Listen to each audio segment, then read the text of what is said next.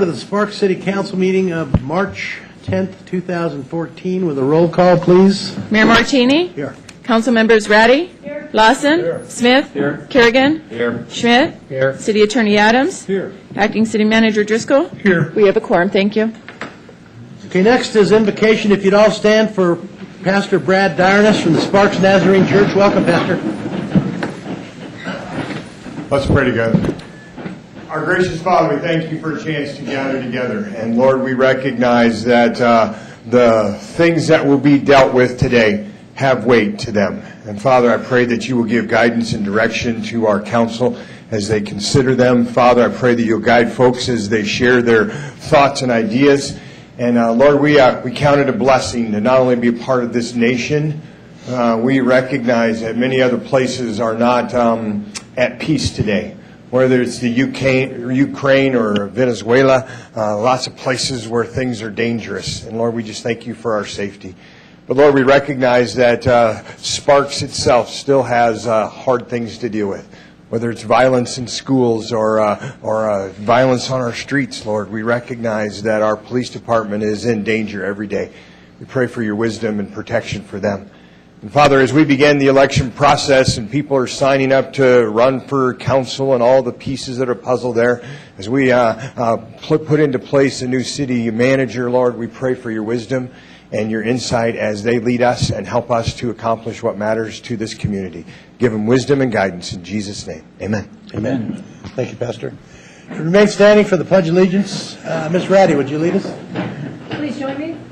I pledge allegiance to the flag of the United States of America and to the republic for which it stands, one nation, under God, indivisible, with liberty and justice for all.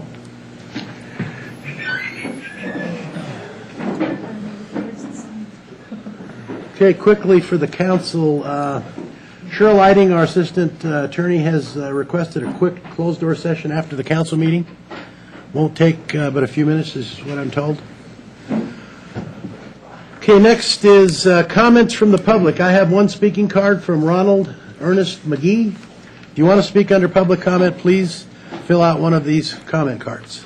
You want me to speak now or later? Yes, sir. Public comment. Well, I'm walking after it. I just wanted to let you know I'm very disappointed on public comment from the city of Sparks. Even after the shooting at the school, there wasn't one parent or one teacher here. I think that's sad. There was a police chief did speak, assistant chief, and he was very good. Okay, my name's Ronald E. McGee, Vietnam veteran, disabled veteran. The only other two veterans, I think, him, and then Reno, there's only one, the mayor. I'm the only disabled veteran. Football injury, I'll admit, and heavyweight boxer. Never got hurt. But 1 year ago, I got hurt at the VA hospital. Overdose, put me in a freaking coma for 30 days. I'm still trying to recover. I even spoke a couple of days after I got out of the hospital, 30 days. So that's my background. Retired from AT&T. I haven't worked in 15 years. And I'd like to have his job. He'd probably do better than me, but I think I could do real good. And I will donate 100% of the salary back to the senior center and Ronald McDonald House and my church. Keep $1 for me. I don't need the money. I don't need to go to work. That's what happens when we work union 30 years. They give me 35, which is AT&T. I still collect every month. And because I made a lot of money, I get $1,900 Social Security, which most people in Nevada don't get. And the VA owes me $90,000 to $110,000 4 years back pay, which they are rated as the slowest on processing benefits in America. Not the medical is not that bad. The doctor that gave me was from Norway. She made a mistake. She said she was sorry, so she signed disabled veteran plate. I'm the only one in either town in any politics that has a disabled veteran plate, but I feel bad because it was a football injury. But anyway, the next thing I'm going to is traffic. I want to thank one guy from Public Transportation for finally painting the crosswalks at the roundabout. Bold 4 crosswalks. That's where the little girl got hit a couple years ago. Still nobody painted the crosswalk. On the other side of the marina, I had those put in a couple years ago. You even repainted them. Okay, the next step I'm really pissed off about in a nice way. Nichols and Howard, my car got put in storage because Metric Motors screwed up my BMW, so I had to take the bus. So I watch, I do everything. I walk the streets, I check everything. He knows. He's the only guy that I see at the senior center.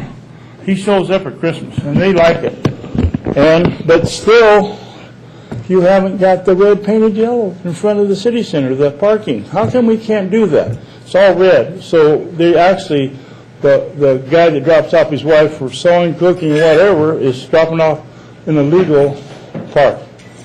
They don't get a ticket, but they should just go paint the 50 feet. Reno's bad too, so don't feel it. You're not the only one.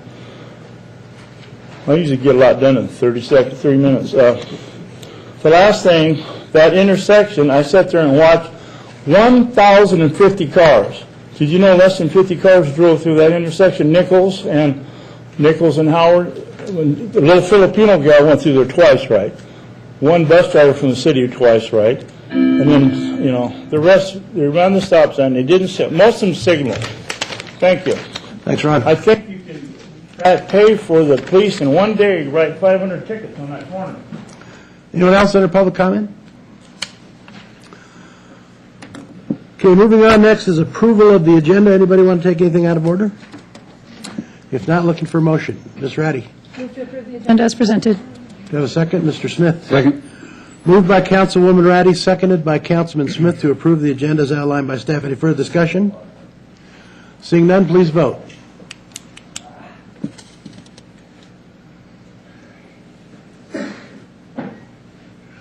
Passes unanimously. Next is consideration of possible approval of the minutes of the regular Sparks City Council meeting of February 24, 2014. Any omissions, deletions, or corrections? If not, looking for a motion. Mr. Lawson. Move to approve. Do you have a second? Ms. Ratty. Second. Moved by Mr. Lawson, seconded by Ms. Ratty to approve the council meeting minutes of February 24, 2014. Any further discussion? Seeing none, please vote.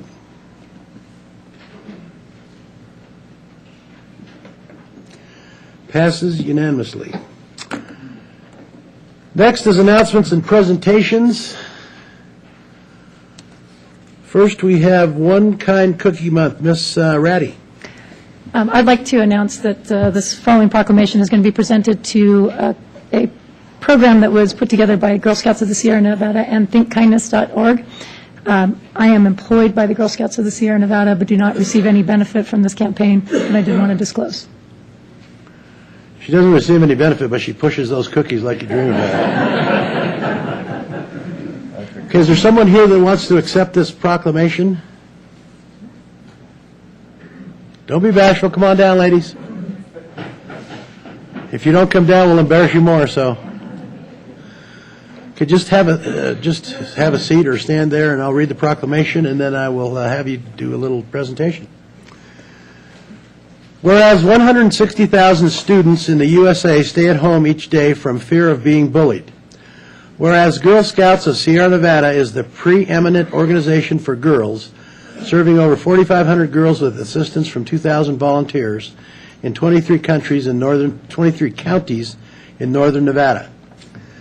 Whereas kindness is one of the most powerful interpersonal tools that we as human beings use to connect with one another, kindness is a language that everyone understands. Whereas local Girl Scout troops are aiming to create the forum for families to not only discuss what it means to be kind, but to recognize the individuals who carry out acts of kindness within their daily lives. Excuse me. Kindness is the ultimate ingredient to drastically reduce the bullying-related incidents that occur within our schools, community, and workplace. Whereas we, as United States citizens, have not only the privilege but the responsibility to make our world a better place, even by small, everyday, seemingly simple acts of kindness. Whereas the City of Sparks is celebrating its month of One Kind Cookie by encouraging individuals, families, schools, employees, and community groups to turn our attention to the amazing acts of kindness and generosity that flourish within our city. Excuse me. Whoa. Whereas Sparks is about to join Girl Scouts of Sierra Nevada and Think Kindness in embracing the recognizing kindness in our community with anonymous personalized gifts of Girl Scout cookies to those who contribute in making the city of Sparks the kindest city in the country.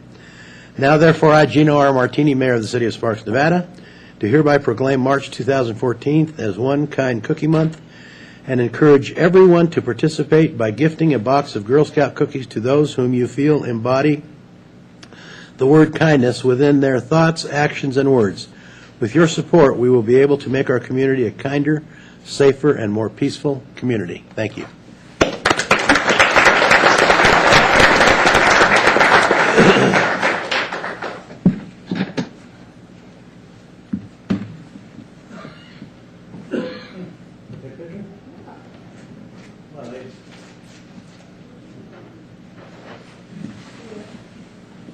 Go ahead on this one.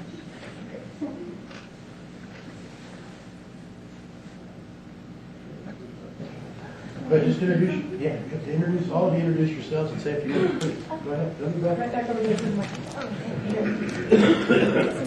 right here. The audience is only about 1 million people, so don't worry about that. Okay. You didn't realize how many people watch the Sparks City Council, did you? Do you want to go first, Bailey? I think.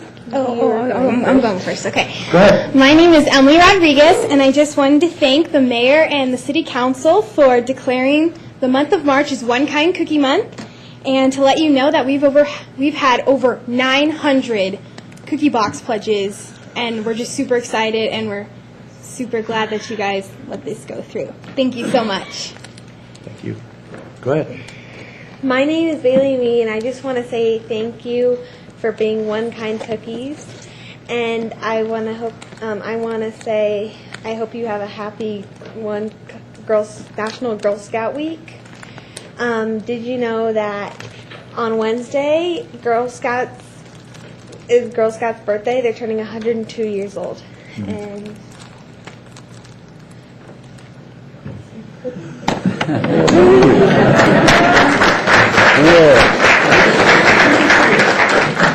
We'll be passing these out afterwards. That's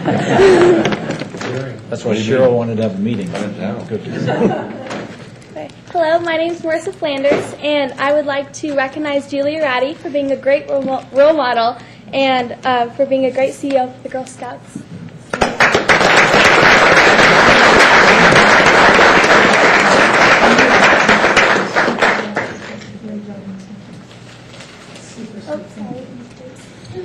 Oh, wow. I got glitter all over the dais. It's about time it glitters. Are you done, or you got something else to say? Well, thank you so much, all of you. You know, if you use your leader here as a role model, you will turn out to be great, great people. So look to her for some guidance, and she'll treat you right and tell you the right way to go. So thank you so much for coming today. Thank you. Thank you.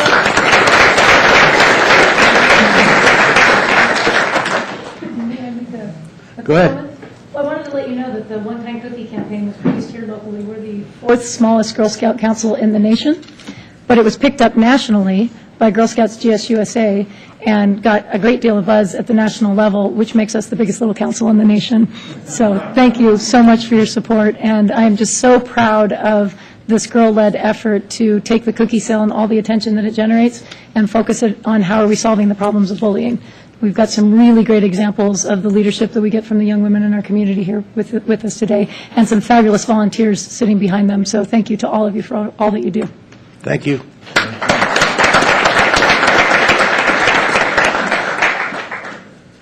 Okay, this is proclamation for American Red Cross Month. Is there someone here to accept this?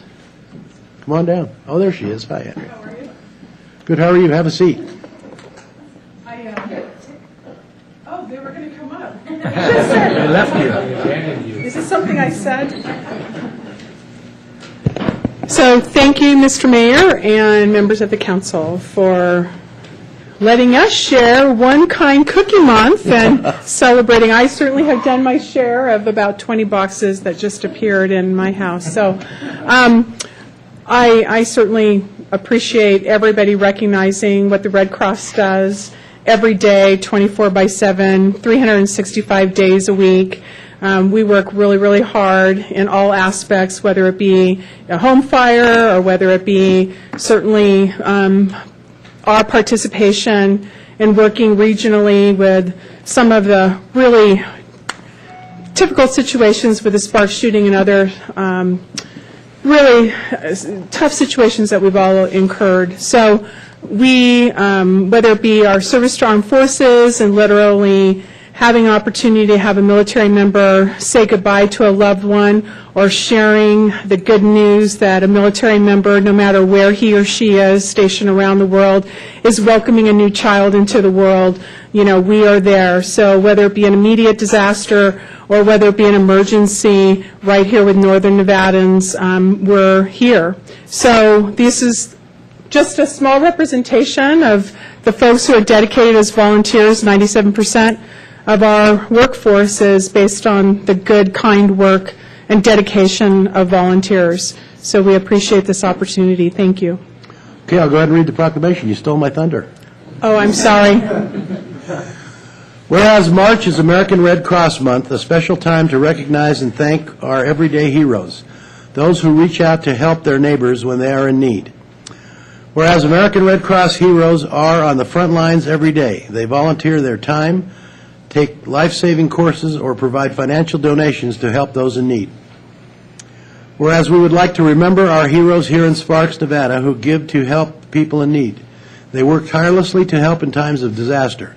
When someone needs food, shelter, or the comfort of a helping hand, they provide round-the-clock support to members of the military, veterans, and their families, and teach life-saving classes in CPR, aquatic safety, and first aid.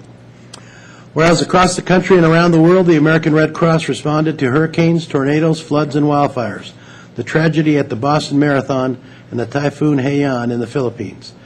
Whereas when an injured service member ended up in a hospital far from home, the American Red Cross offered comfort. When a hospital patient needed blood, American Red Cross blood donors helped them.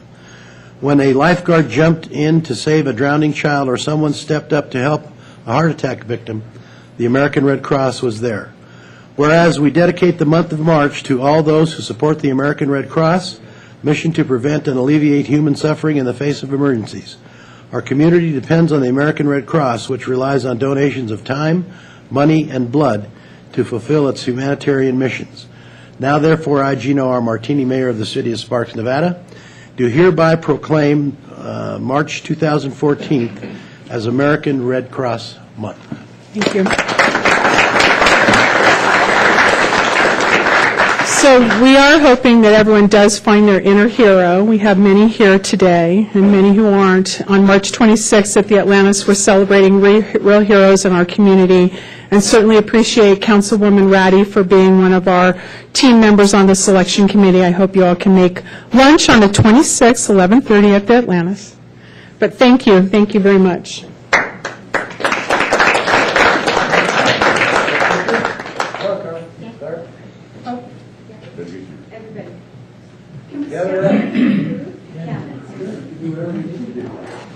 I stole your thunder once and I thought, sure. We can stand behind you guys. Take a picture. You have to sit in your seat. Oh, okay. All right. Want me to hold that? Thank you. Come on up. Thanks for doing that, Julia. I was going to steal a cookie. Steal a whole box. I know, a cookie. There's cookies over here. That's Steal a whole box. How are you? You got enough room? You got to move in a little bit. You got to move in. Scooching. I think we got you all. Okay, ready? Do you have everyone? A couple here. I'm going to take one here with the city's camera. Ready?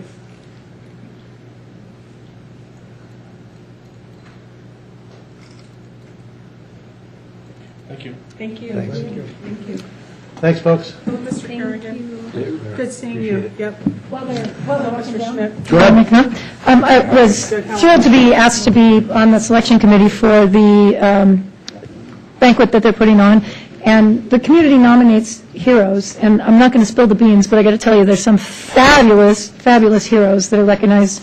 Everyday folks who step up when the time is called. Yep. And I just was really impressed by A, the people in our community, but B, also by the Red Cross. And let me just say, a lot of nonprofits in this community spend their time recognizing the efforts of others, but we are very fortunate in this community to have a very professionally run Red Cross that quietly behind the scenes does a lot of really important work. And people think of them in the big disasters, and they might get some attention during that time, but it's those smaller disasters that have such an impact on a family, like a house fire, where they step in and make a big difference without any fanfare and get very little recognition for it. So I just wanted to echo your comments and say that the American Red Cross in our community is doing some amazing work, and thank you very much.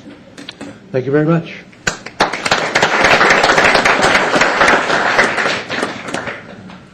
Okay, moving on, let's go to presentation on the Reno Tahoe Airport Authority 5-year strategic plan. Mr. Mayberry.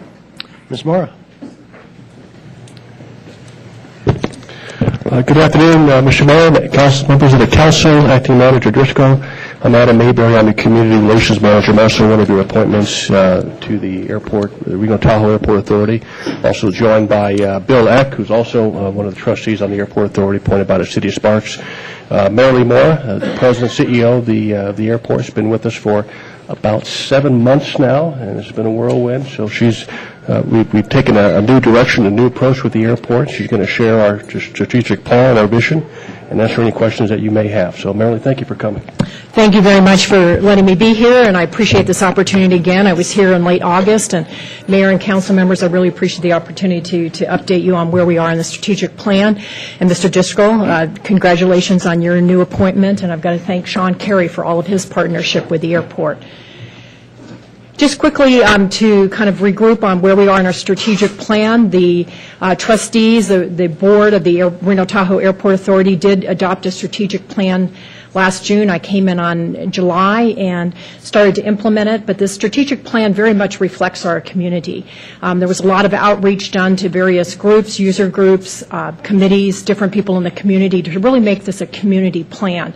And certainly the trustees from Reno and Sparks and the county and the RSCVA, all of them have put together, been very much involved in this process. And I think what's great about the governance of the airport authority is that it reflects really all of our community in that all of the jurisdictions are involved in our board.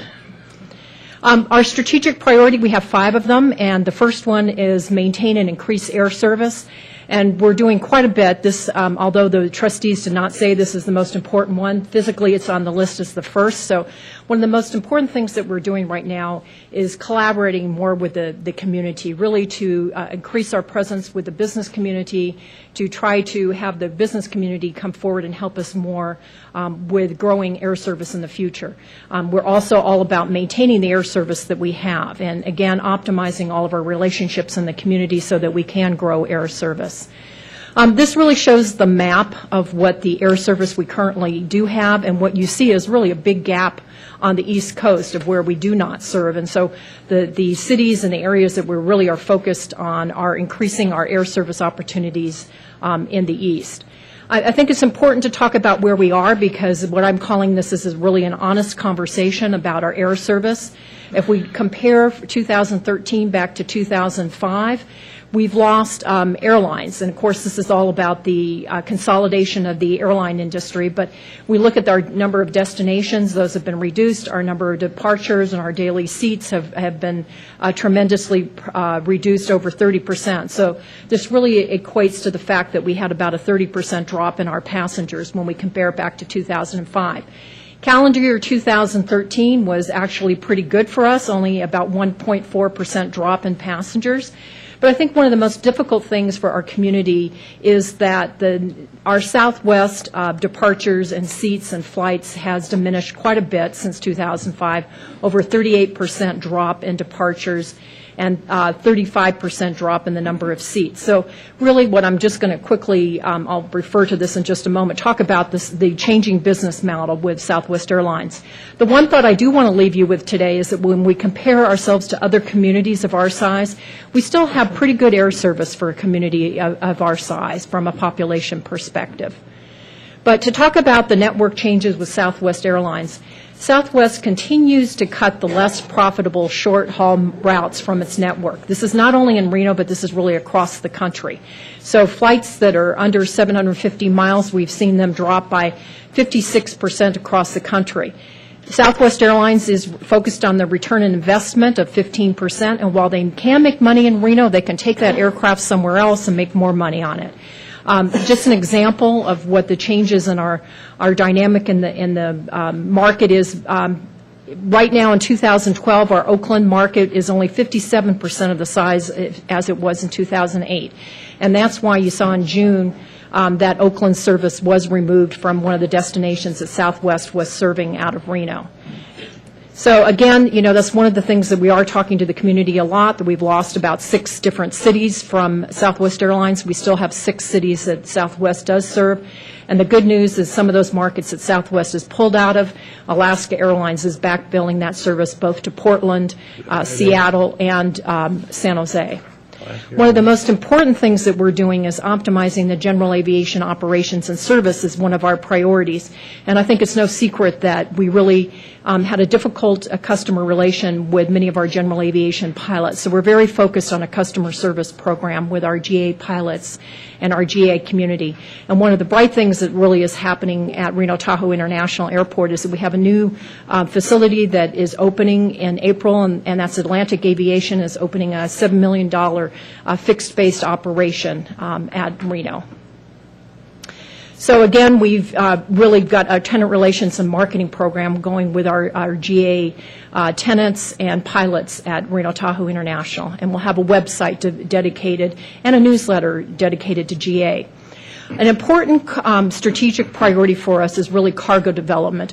And the good news on the cargo side is that we saw 4.5% increase in 2013 in cargo, which really is reflective of what's happening in our community in terms of warehousing and distribution. And so we are really focused on continuing to grow the the cargo operation at Reno Tahoe International. And really the cargo development at Reno compares to really no growth across the country in cargo. And we are optimistic that we may see a new cargo carrier serving Reno Tahoe International during this calendar year. Again, this just shows you that last year we were up 4.5% in cargo operation.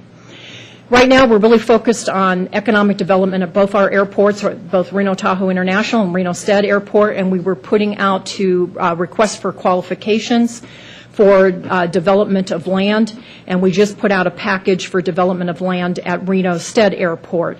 And again, what this by maximizing the revenue that we can make off our land, this really means that we are able to bring in non-airline revenue, and the more non-airline revenue we can bring in, that means that we don't have to rely on the airlines as much. And we're really in an optimal situation that 70% of our revenue comes from non-airline revenue, based on our concessions, our rental cars, land and building rents. Reno Stead Airport, this has really always been our gem, of what we've called because of the 5,000 acres out there. On December 16, 2013, we opened a 12,000 square foot new terminal building. 2 weeks later, we had the announcement that the state of Nevada had been had gotten the designation for one of the test sites for the Federal Aviation Administration to test unmanned aircraft systems, and so it was a great opportunity to have that new terminal and emergency operations center open at Stead. One of the things that we're doing is really, again, providing a positive environment and experience for all. And one of the things that we are working on with the City of Sparks is a display of your Heritage Museum on the sea side of our concourse, and we're looking forward to opening that in the next couple of months, along with your new director for the museum. So we're considering ourselves the gateway to the region. We've had $100 million in terminal improvements in the last 5 years. That was 500 local construction jobs and 2 back-to-back projects, the inline baggage handling system, and then the Gateway project which was completed about a year ago, which was a consolidation of our checkpoints.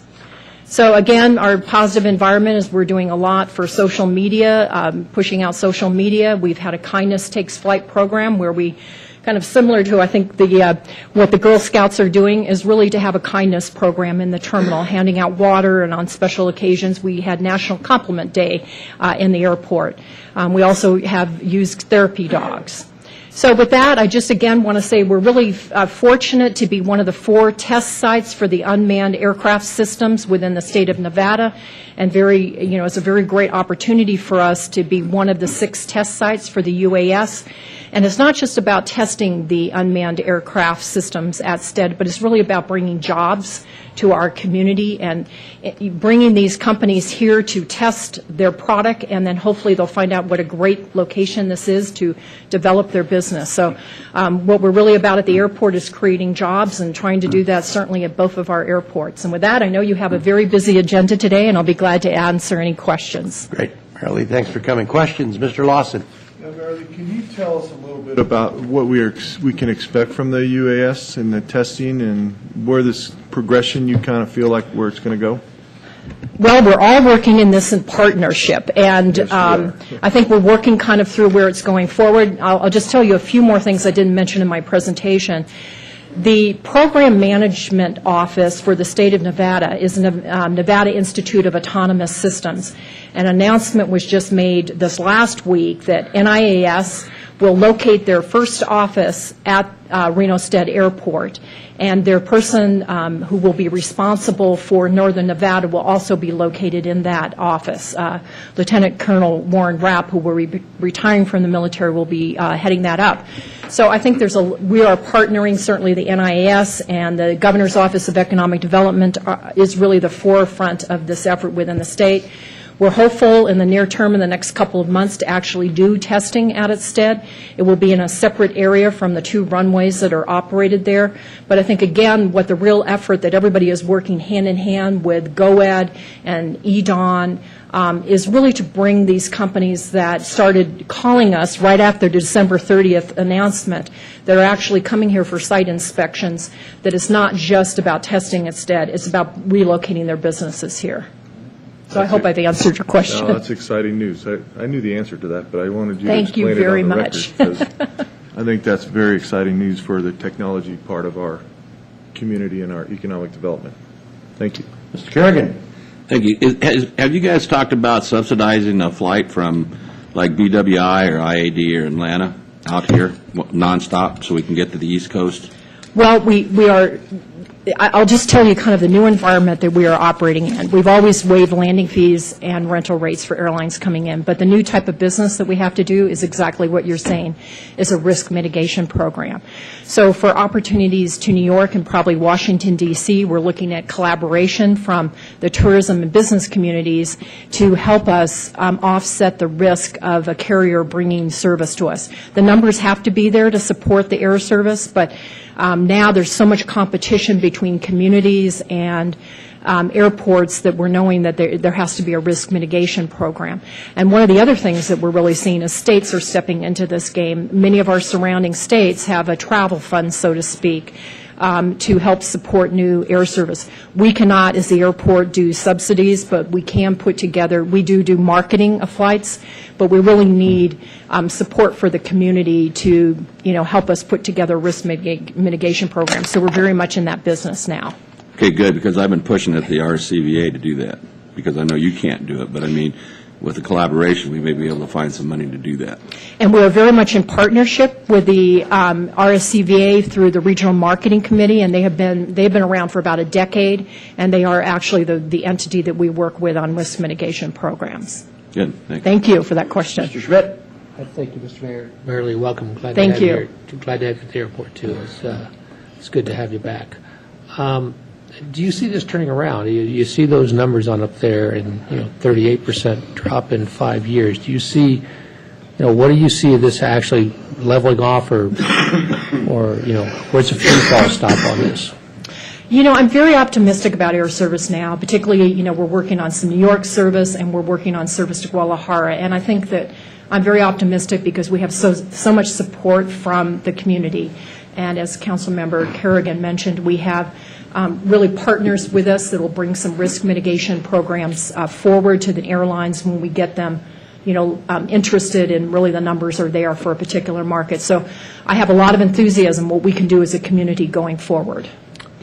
And to follow up with that, I was going to call Mr. Adam to have him start working on it with the airport. I'm noticing some disturbing trends with American Airlines, and that is their pricing structure in the last month is forcing people through Phoenix versus Dallas and Chicago. And every time an airline does that, they're doing that for a reason, is they're trying to eliminate those flights, get those numbers down where they can have justification of it's below their target of 80, 85, whatever their target is. And I've seen some really disturbing trends with American Airlines in the last month. Has there been anything they've talked to you about how they're going to restructure here in Reno? No, we've not heard of that, but I appreciate that heads up, and we'll be having that conversation with them, because I've not heard of them talking about dropping anything, or we're not aware of that. In most cases, I'm seeing a $50 to $100 each way surcharge now to use Dallas or Chicago, and I just thought it heads up, there may be something going on with that. Thank you. Thank you. Okay, anyone else? Really, thanks. Thank you very much, Mayor. Mr. Eck, thank you guys very much for the presentation. Appreciate it. You bet.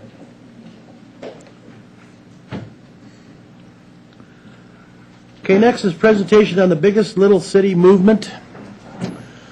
And hang on to your hats, boys and girls, because we're going to be talking with Abby Whitaker here. She's a real cyclone. Do we just jump in and start? Jump in. Okay, all right. Thank you very much for having us. I'm Abby Whitaker. This is... I'm Jamie Kingham. Ronnie Parker. Scott Dunsey. And we are some members of the Biggest Little City movement. For those of you that don't know, almost a year ago, a group of us got together, about 30 of us at the Reno Gazette-Journal, and we were tired of people telling us what our region is. We were tired of people putting us on lists and saying that we were this, we were that, and those people had never even come here, and they didn't know all the great things that Northern Nevada has to offer. So we decided to put the swagger back in the Biggest Little City and tell the stories of who we are. So we worked with some people from Sparks and some people from Reno, and we created 5 stories and 5 big littles, really telling how you can do anything here. You can be anybody, and how this town, these towns, this region offers an opportunity for everybody to kind of do what they want. So I think we're going to show a video that we have here, just to kind of give you guys from Donna. And Donna she was Teacher of the Year. She's Teacher of the Year. She's from Sparks. She teaches in Sparks. So one of the things when we created this campaign is we wanted to blur the lines a little bit. And so let's show this, and then we'll go to our different ambassadors. I don't know. I'm not involved with all the administration part. I'm on the grassroots, down here with the teachers, with the kids. And I know at ground level it is fabulous. Everyone's trying their hardest for kids to love to come to school and to love to learn and to love each other and respect each other. That's why I'm proud. This is my 17th year, and I've taught kindergarten, 1st, 4th, 5th, writing resource. I mean, all different types, and I absolutely love it. I love to come to work every day. I don't even call it work. The teachers I work with, this is my 4th school, at every school, they work so hard. And I wish everyone would know that. We don't clock off at time. You take that work home every night. You are working on the weekends. It is countless hours because we love the kids. So they have the mind, the expertise, the knowledge, the intelligence. They've got the heart. And that's what makes all of our teachers at this school and every single school I've been at, that's what they have, those ingredients to make a great teacher. And with great teachers, we're going to have a great school system. Biggest Little City. It is. It has that small town feel because I have lived in many, many towns around the world. But this has, it feels small, and I love small towns. People work together and try to help each other. And if we have an idea, yeah, go for it. Take action. Don't just have an idea. Work on it. Do something. To be positive and see the positive in our community. And just, if there's a problem, don't whine about it. Change things and make it better. The problem, don't whine about it. Don't sit there and say, blah, blah, blah. People say we're this, people say we're that. Why don't we change it? So we came together, created a $2 million campaign that we then gifted to the region, telling people how we rock. And out of that has come a story in the New York Times that really helped tell the story of Midtown and the resurgence there, and we're working on some other stories for different areas and different things. And we're here today to ask for your support. We see this, just like Marilee said, it's collaboration. It's a region, whether it's IBM Smartest Cities, whether it's the airport, whether it's EDON, whether it's Sparks, whether it's Reno, we're all in this together. And we're all in this to let people know this is a great place to live, a great place to relocate your business, a great place to work, a great place to play. So on April 15th, we are looking at getting all the different entities together, City of Sparks, City of Reno, EDON, the RSCVA, UNR, the Chamber, hopefully Marilee as well, and announcing how everyone is getting behind this community pride movement. This was the first thing that we did, was create these ambassadors. We're going to be picking 5 more, and some of those will come from Sparks, some of those will come from Reno, and we're going to be championing a lot of different causes out there in the community. It could be entrepreneurial, it could be educational. We're looking for you guys to tell us how you need the biggest little city movement's help and how we can get behind things and help make a difference and get people excited about being part of this community. So we have a couple of other things to show you from our kind of campaign. Jamie, this is Grant. So one of the things is asked is how do we customize and personalize it? And how we did it is everybody has their big and their little. You see all of us. We have our big and our little. This one here with our ambassadors, this was Grant Corrigan's story. Some of you may already know him, but his big was big obstacle, little excuse. Let's keep going through. There's some more on here. Mark Esty, his is big flavor, little kitchen. Norm Deanda, big mover, little shaker. That's my favorite. Kristen, big hit, little scrapper. Reason we have her on there is she's part of our group as well. She had the first hit at the baseball part at the new softball stadium, and she's from LA. Moved here. Her father runs a softball camp down there. She came to Reno, went to university, never went home. Well, made this her home. And then we have Donna. One of the reasons we did Donna is with this movement. We know you guys deal with lots of different issues that come up. Some of the things we want to do is if someone came to us and said, what is education in this area? That's why we did this one. If someone wanted to know what the City of Sparks is, we can do one for the City of Sparks as well. So, and we've known that there's going to be some questions asked about that. Just so you know, I was raised in Sparks, graduated from Reed High before I went to art school, as well as I worked with Adam on the new implementation of your brand. So we're aware of that, but we feel it's important to have Sparks behind this movement. I worked at Applebee's for 10 years. So I was 29 years old, so I'm sure I've waited on lots of you. And we've created all the different pieces. We have a direct mail piece that's going to go to all households in April in the Reno and Sparks area that's going to introduce this campaign as well as all the ambassadors, and we're going to show how people can tell their own stories. We have a website right now where there's over 100 stories. Oh, over right close now. to like 300 stories now. And we believe going forward, this website, if someone really wanted to know kind of the makeup of this area, you go to this website, you'll really find it there. And there's not a site out there that does this in this area like this.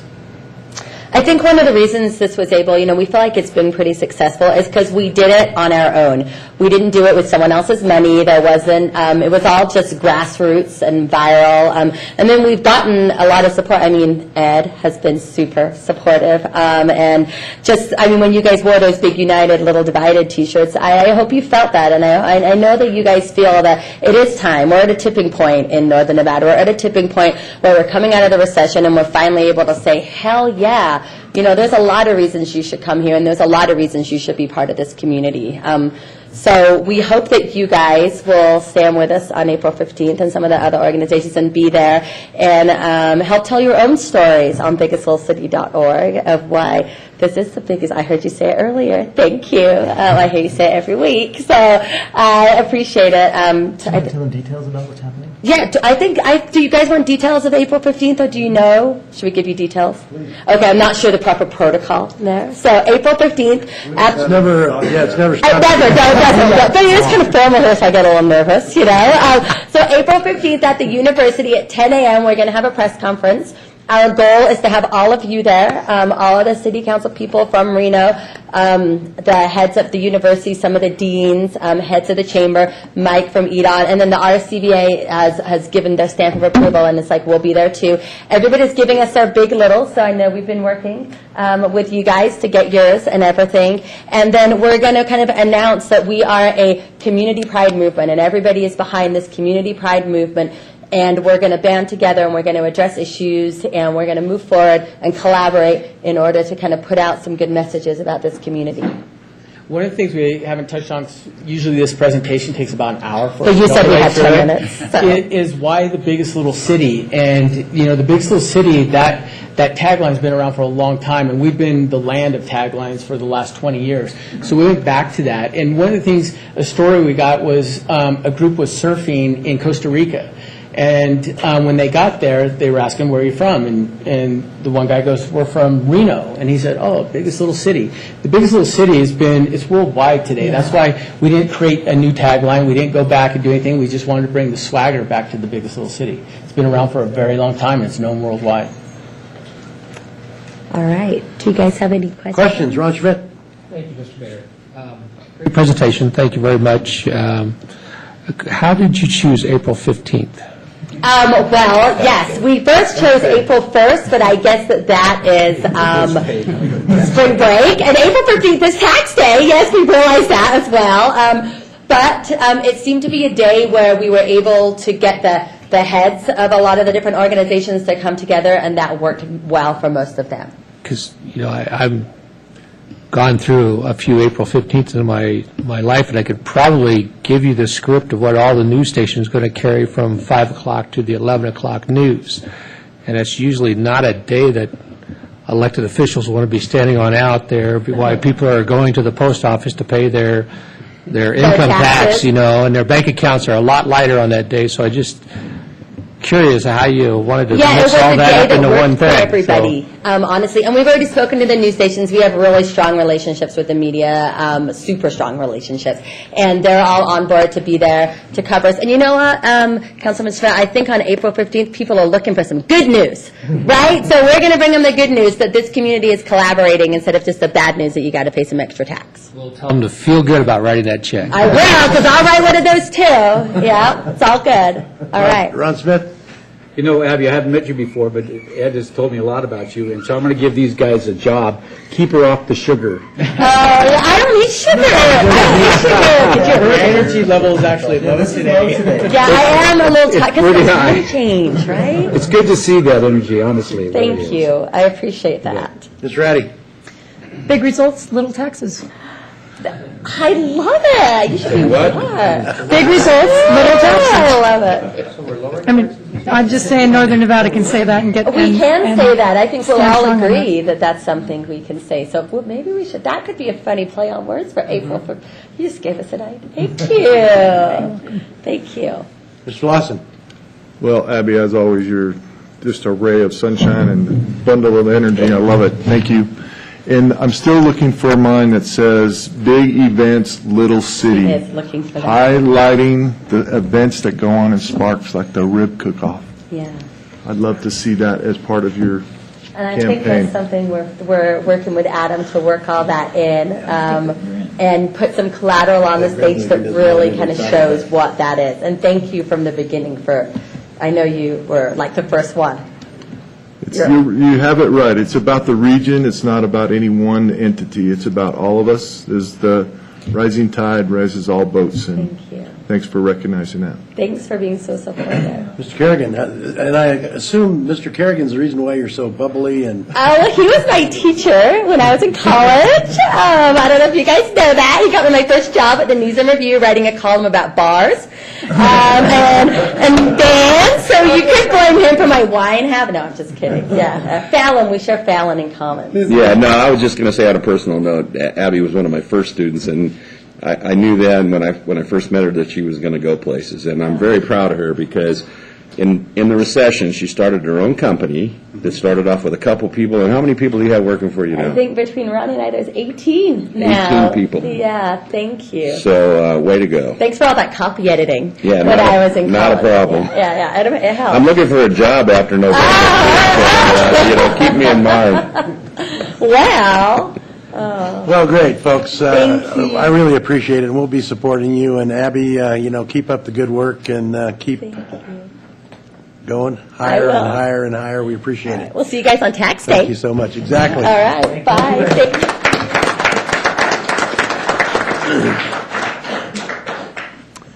Okay, let's move on to consent items 5.1 and 5.2. Anybody want to pull a consent item?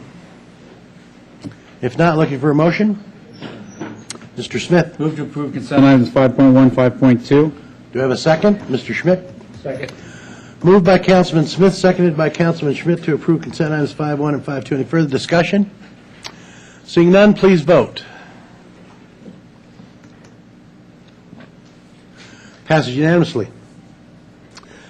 General business, consideration, discussion, and possible action on a refund of alcohol license fees to Lynn Davidson, previous owner of Alvo Room. Ms. Severson.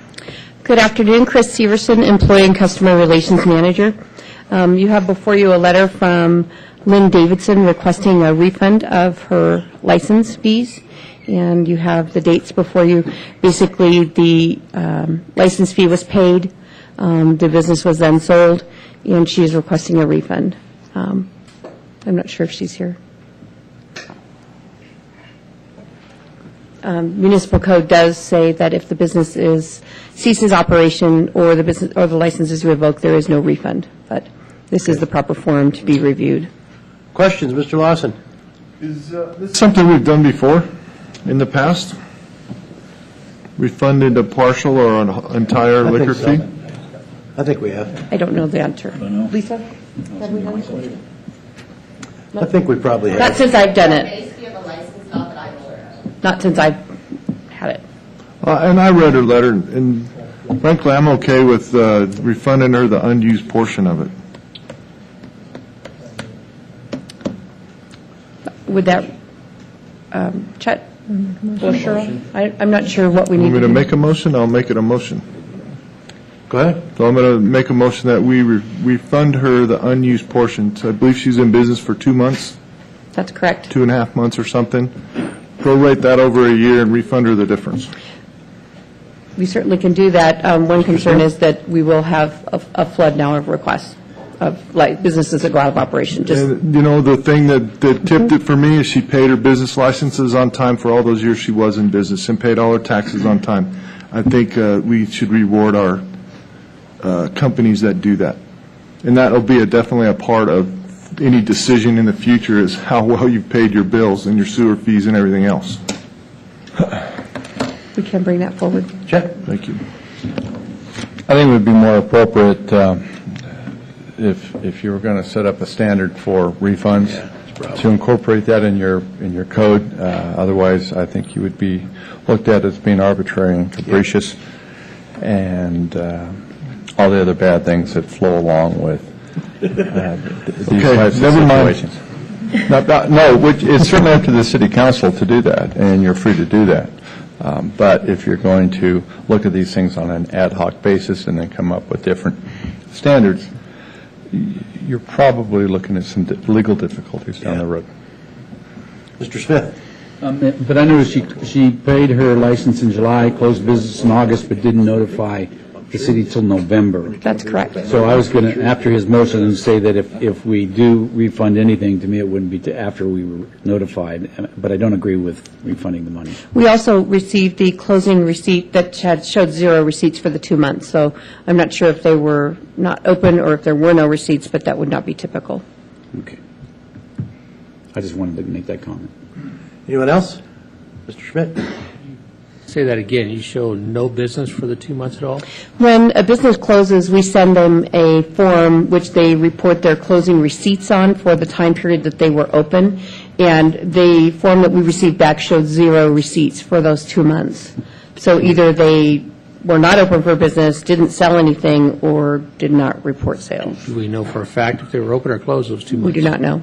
Do we have any? Did not. Lisa? So how can you be open, no sales? Begs the question. Did we Give have everything any away free. police services go there during that 2 month period of time? I'm sorry, what was the Do we have question? any police calls in that 2 month period of time? I did not check. We can check that. Kerrigan? Yeah, I just got to, if legally we can't do anything, why did this even come in front of the city council? Should there be an appeal? That's the only appeal that I know of is that for request to appeal to city council for refund of license. Well, then if it's an appeal, then can't we do what we want?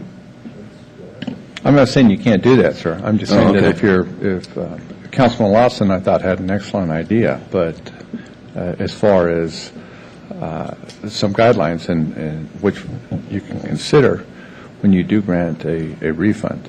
Right now, the ordinance doesn't have any of those guidelines.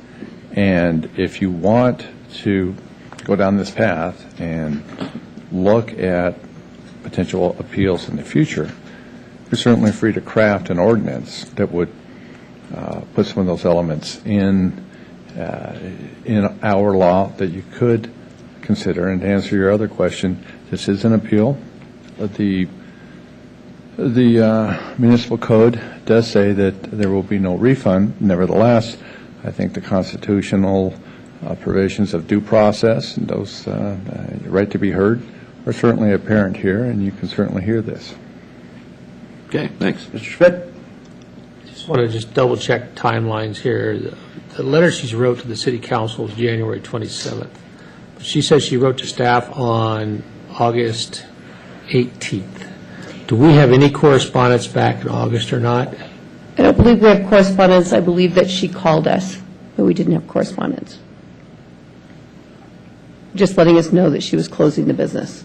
And then the request for refund came in December, I believe. December. I would be much more comfortable because, there's an issue of a report out there on, for 2 months of not having any business fees. Those are the way you calculate fees and things like that. And I think we've got to clean this whole thing up just a little bit. There's too many arbitrary dates on who did what and things that's not documented. Can I just say something? Go ahead. Sorry, Lisa Hunderman, City of Sparks Customer Service Division, and I handle most of the business licensing. Actually, the way that I found out that the Elba Room was closed was because I received the new application for the new business. And then I sent closing receipts in November to Ms. Davidson, which prompted her to call us in December asking for a refund.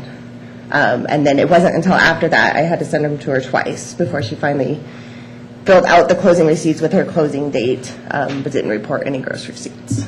Okay. So it was actually brought to my attention from a new business, not from Ms. Davidson. Thank you. So we were just doing our job. That is correct. Ms. Ratty? And so I just need clarity. Does the ordinance call for an appeal to come to the city council?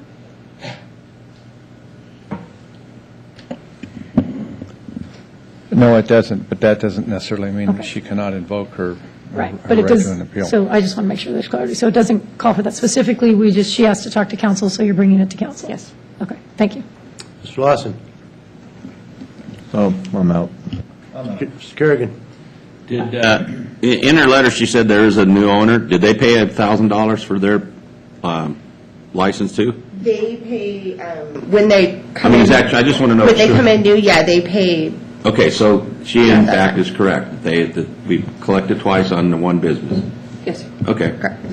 Well, I'm going to support you, Ed, because I think it's the right thing to do, and then later on we can say let's change the way we do business. Great. How's that, Chad?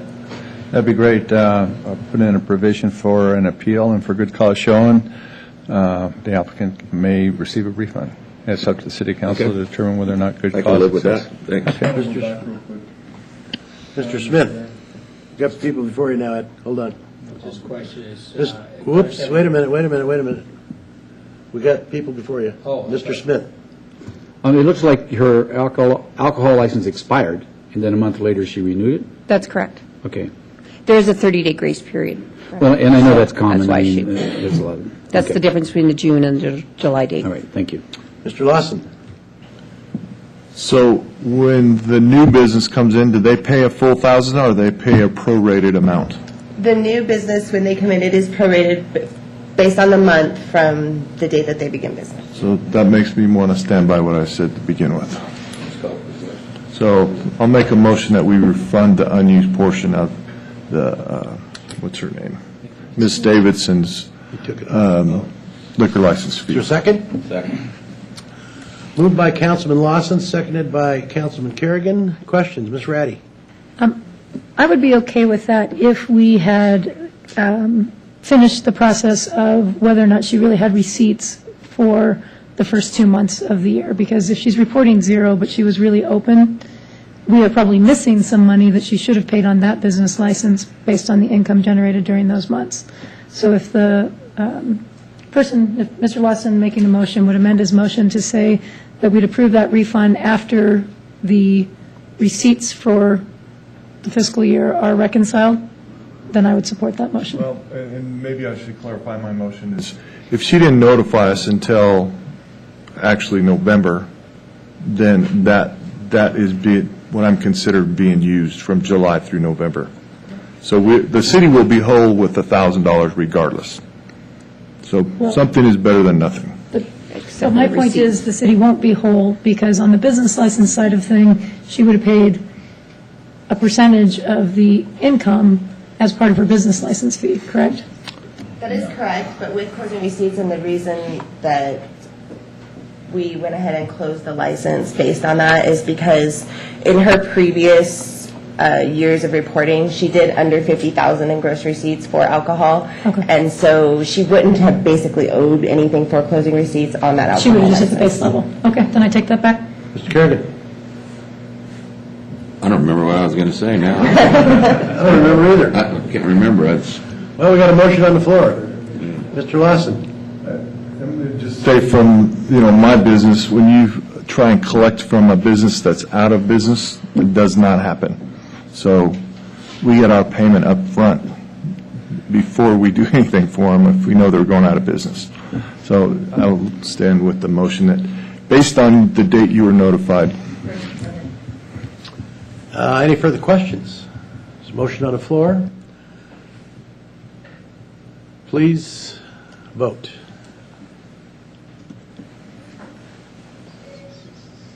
Mr. Schmidt? Thank you.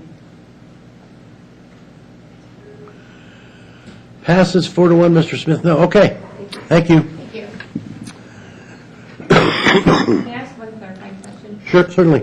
To review the municipal code for language I'm going to as ask for that proposed. later on. Thank you. You can't do that right now because it's not Right. agendized. See, I did learn something in 15 years. This is what he learned it. Finally. Yeah, isn't that how it works? Now you're leaving. Now you're so smart, you're leaving. That's good. Okay, 6.2, consideration possible approval of North Truckee Drain Realignment Phase 1 Change Order 1 to Q&D Construction, Inc. Mr. Hummel.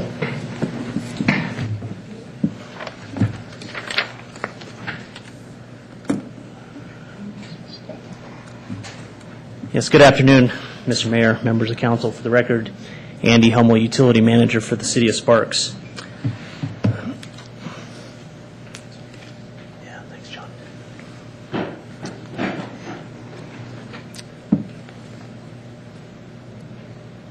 Get that a little better there?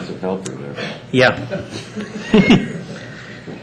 Phase 1 of the North Truckee Drain project was awarded in December of 2013 to Q&D Construction, $9,165,000. It's roughly 1,609 feet of box. Additionally, we had a large crossing on Gregg Street that's currently happening as we speak, if you've driven in that area. The original engineer's estimate for Phase 1 was roughly $16 million. So with that savings, we immediately started looking at where can we maximize our use of those remaining dollars. With that, our thoughts turned to, let's complete this project to the river. That adds just under 600 feet of box, as well as the tie-in at the river itself down this end. Cost negotiated with Q&D for this change order, $3,396,000. We also added, as part of that, $265,000. That is shoulder paving on Gregg Street. So where we were going through with the box, we have to do the shoulders. Above and below that, we had originally taken those out due to concerns about how much that was going to cost. We wanted to keep that budget as tight as possible, but given the good prices, it makes sense to add those back in. So with that, I'll entertain any questions. Question, Mr. Schmidt. Thank you, Mr. Mayor. First off, thank you for staff and Q&D and everything for working on that, and thank goodness for good prices that we can go forward. And the reason why I support this is not because we can afford it and it's the right thing to do, is because now we actually have a flood channel.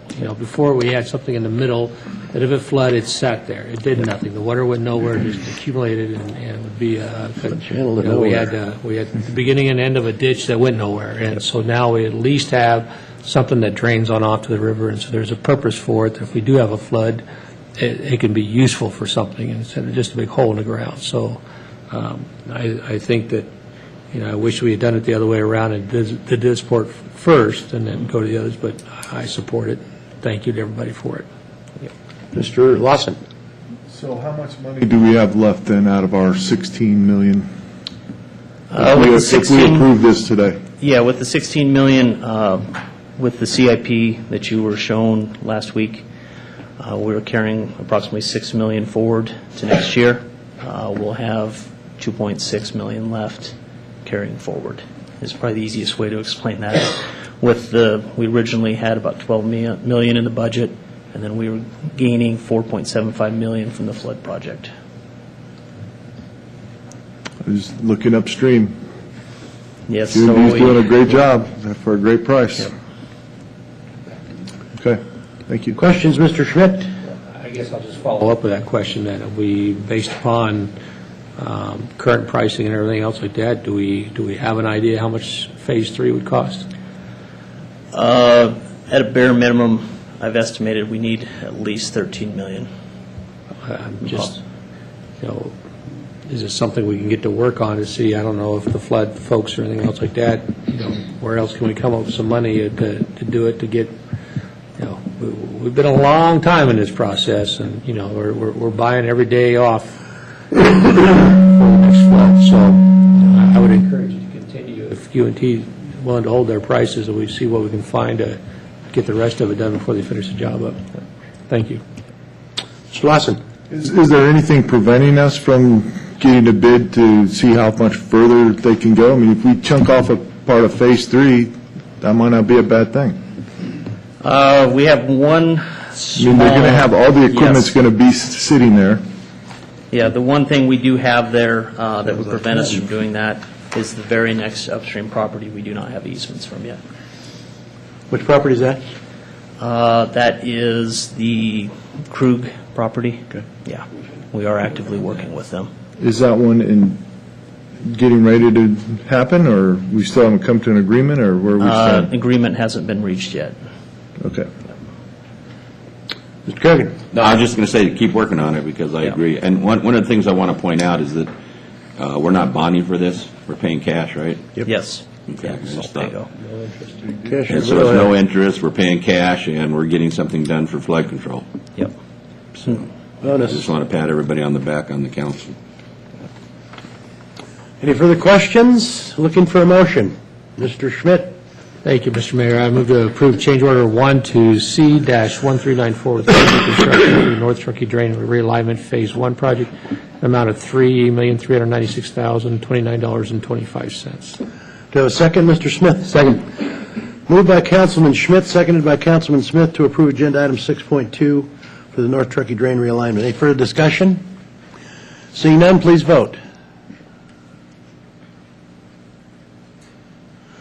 Passed unanimously. Thanks, Andy. 6.3, consideration and possible approval of a capital contribution front-ending agreement with Rising Tides LLC. Mr. Martini. Thank you, Mr. Mayor, members of the council. John Martini, Assistant Community Services Director, here today for your consideration and possible approval of a capital contributing front-ending agreement, CCFEA, for Rising Tides LLC. Gee, Andy didn't come up and help me. You got the public comment, Dick Mills. I see he's gone now. Okay. It's been a while since we've had a CCFEA up here for the council. The CCFEA is the agreement document that allows a developer who constructs and dedicates regional roads to receive credits, regional road impact fee credits, in exchange for the dedication. The roadways we are speaking of today are located in the Kylie North New Urban District. This is let me start here. This is Pyramid Highway to the west, Kylie Parkway to the south. The streets in the red are the areas we're talking about in the red outline that are part of this CCFEA. It's David Allen Parkway, Lazy Five Parkway to the north. It includes the intersection improvements at Pyramid Highway and Lazy Five. Some history for the council. This project came into the Community Development Department in 2008 under the then developer Kylie Ranch Communities. We reviewed the improvement plans, worked with the developer. Some of you will remember this is where Target and Lowe's were going to go. The developer did enter into a CCFEA at the time. We reviewed the documents in 2008. It was constructed in late 2008. It was never dedicated. The history of Kylie Ranch North, you know, the original developers are no longer there. Dedication was never received. The CCFEA that was in place was canceled due to non-dedication. The property has been acquired by Rising Tides LLC as they were working through the negotiations for the medical complex that will be located in this area here. I believe it's common knowledge it's renowned. The property was dedicated to us, the two streets, Lazy Five Parkway and Kylie Ranch. The developer, Rising Tides, is seeking credit in exchange for the dedication. We've had about 2 years' worth of meetings with this, with RTC, and unfortunately, the normal course of practice, you enter in the CCFEA, you estimate the amount of credits you construct, you bring forward your receipts from construction, they match up, final credits are awarded. We did not have the ability this time as time had gone past and ownership changed. The documents for construction and the costs were not available. As the RIF administrator, with help of Julie Masterpool from RTC, we estimated the value of this property based on the 4th edition Regional Road Impact Fee CIP. They're circa 2007 numbers, so they match up pretty well. Then I reduced them by 30% to account for the amount of time between construction and actual dedication. That's my presentation. I am available for any questions you may have. Questions for John? Mr. Smith? So how will we come up with the value of the credits? We took the amount of hardware that was installed, footage of street, curb, gutter, sidewalk, and used the 2007 CIP averages for that unit. Okay. For both David Allen Parkway and Lazy Five Parkway, we established that number, reduced it 30%, and that's the $4 million you see. But you still don't know how many credits you're going to issue. It's just you're going to have a value there. It's $4 million. It's $4 million in credits. Yes. And how much is the land? Is it $4 million in land, or is it 30% less, or 30% more than that? The credits include the right-of-way, as well as the improvements, the hardware. And then Sparks actually has issued less credits than anybody in the three regions. I know that. We might be number 2. Okay. When are they planning on using these credits? What are they using for? Scott Christie with Rising Tides is here to answer that question.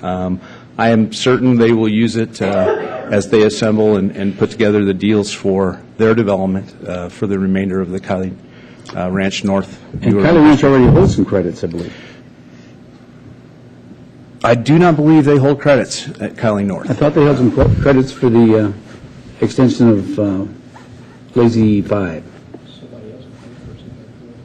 Or there's a road, there's another road that's supposed to go through from Vista through the Kylie Ranch property to Sparks Boulevard.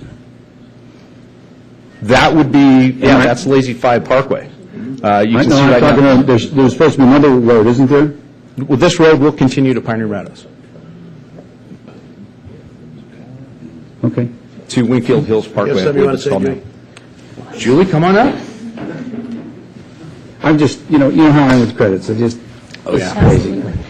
For the record, Julie Masterpool with the RTC. And as far as, there are some credits that had been issued for the Kylie Ranch communities as a whole, but further to the south, but I do believe Kylie Ranch entity doesn't own anymore now. I believe they've sold all of their credits, but there are some that are associated with further south. And I'm concerned there's confusion. Remember, Okay. Kylie Ranch North and Kylie Ranch South are two very separate and different developments. So is there a new road going through there, or is it the Lazy Five Parkway being extended? Lazy Five Parkway is projected to be extended all the way over to Wingfield Hills. And who owns that? The majority of the land that will have to be dedicated will come from Kylie Ranch the new owner, Rising Tides, and then a portion will come from the owner of Pioneer Meadows. Okay, so where's the hospital projected to go? I believe in this area right here, Councilman. See, it was my understanding there's a road coming in through there, so I might be... They're all built. Yeah. Okay. All right. Thank you. You're welcome. Schmidt? Thank you, Mr. Mayor. Sounds like a dumb question, but all parties have agreed to this price? Yes. Okay, including the landowners, the Rising Tide. Well, it appears that this is just trying to make the best of a bad situation. Nobody knows really what it cost, and nobody knows anything. All we're doing is just trying to get the right-of-way. The developer's trying to get the right-of-way to the city, and RTC is figuring out a price of what that's worth, and somewhere down the line, RTC's got to write discounts, credits on the thing. Correct. Right? So, I think it's the best you can do under the circumstances right now. He's ready. I'll apologize if I think this is the first one of these I've seen. Well, after I said this, it had been a long time, I did bring one earlier this year, but it was very small. It was across the street for the Maverick gas station for $110,000. They're a little different. Slightly different. So, Yeah. so this is very unusual. So is it your opinion that we're obligated to issue these credits? I believe we are doing the right thing. That's not actually what I asked, is it? That's not the question. Julie, would you like to answer that question? Well, this is an unusual one in that we had a change of property ownership. And when we entered into the first CCFEA agreement with Kylie Ranch, that was what we were planning to do.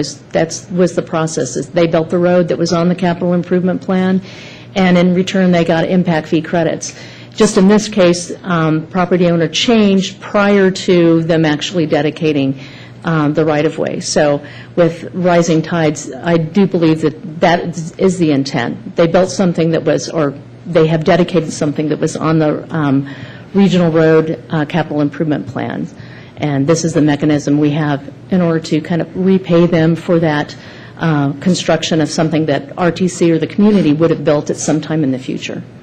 Is the obligation on the developer to maintain the records to be able to cash in, if you will, on their road credit fees? If it was the same owner and they hadn't gotten around to dedicating it and hadn't brought forward those receipts, what would you do? We would do what we've just done with this one, is that we would go back. It's written up in our general administrative manual that is an option for us to do, establish what the value of that CCFEA is based on best engineering judgment, the capital improvement plan costs that we have, that we've developed as part of this impact fee program.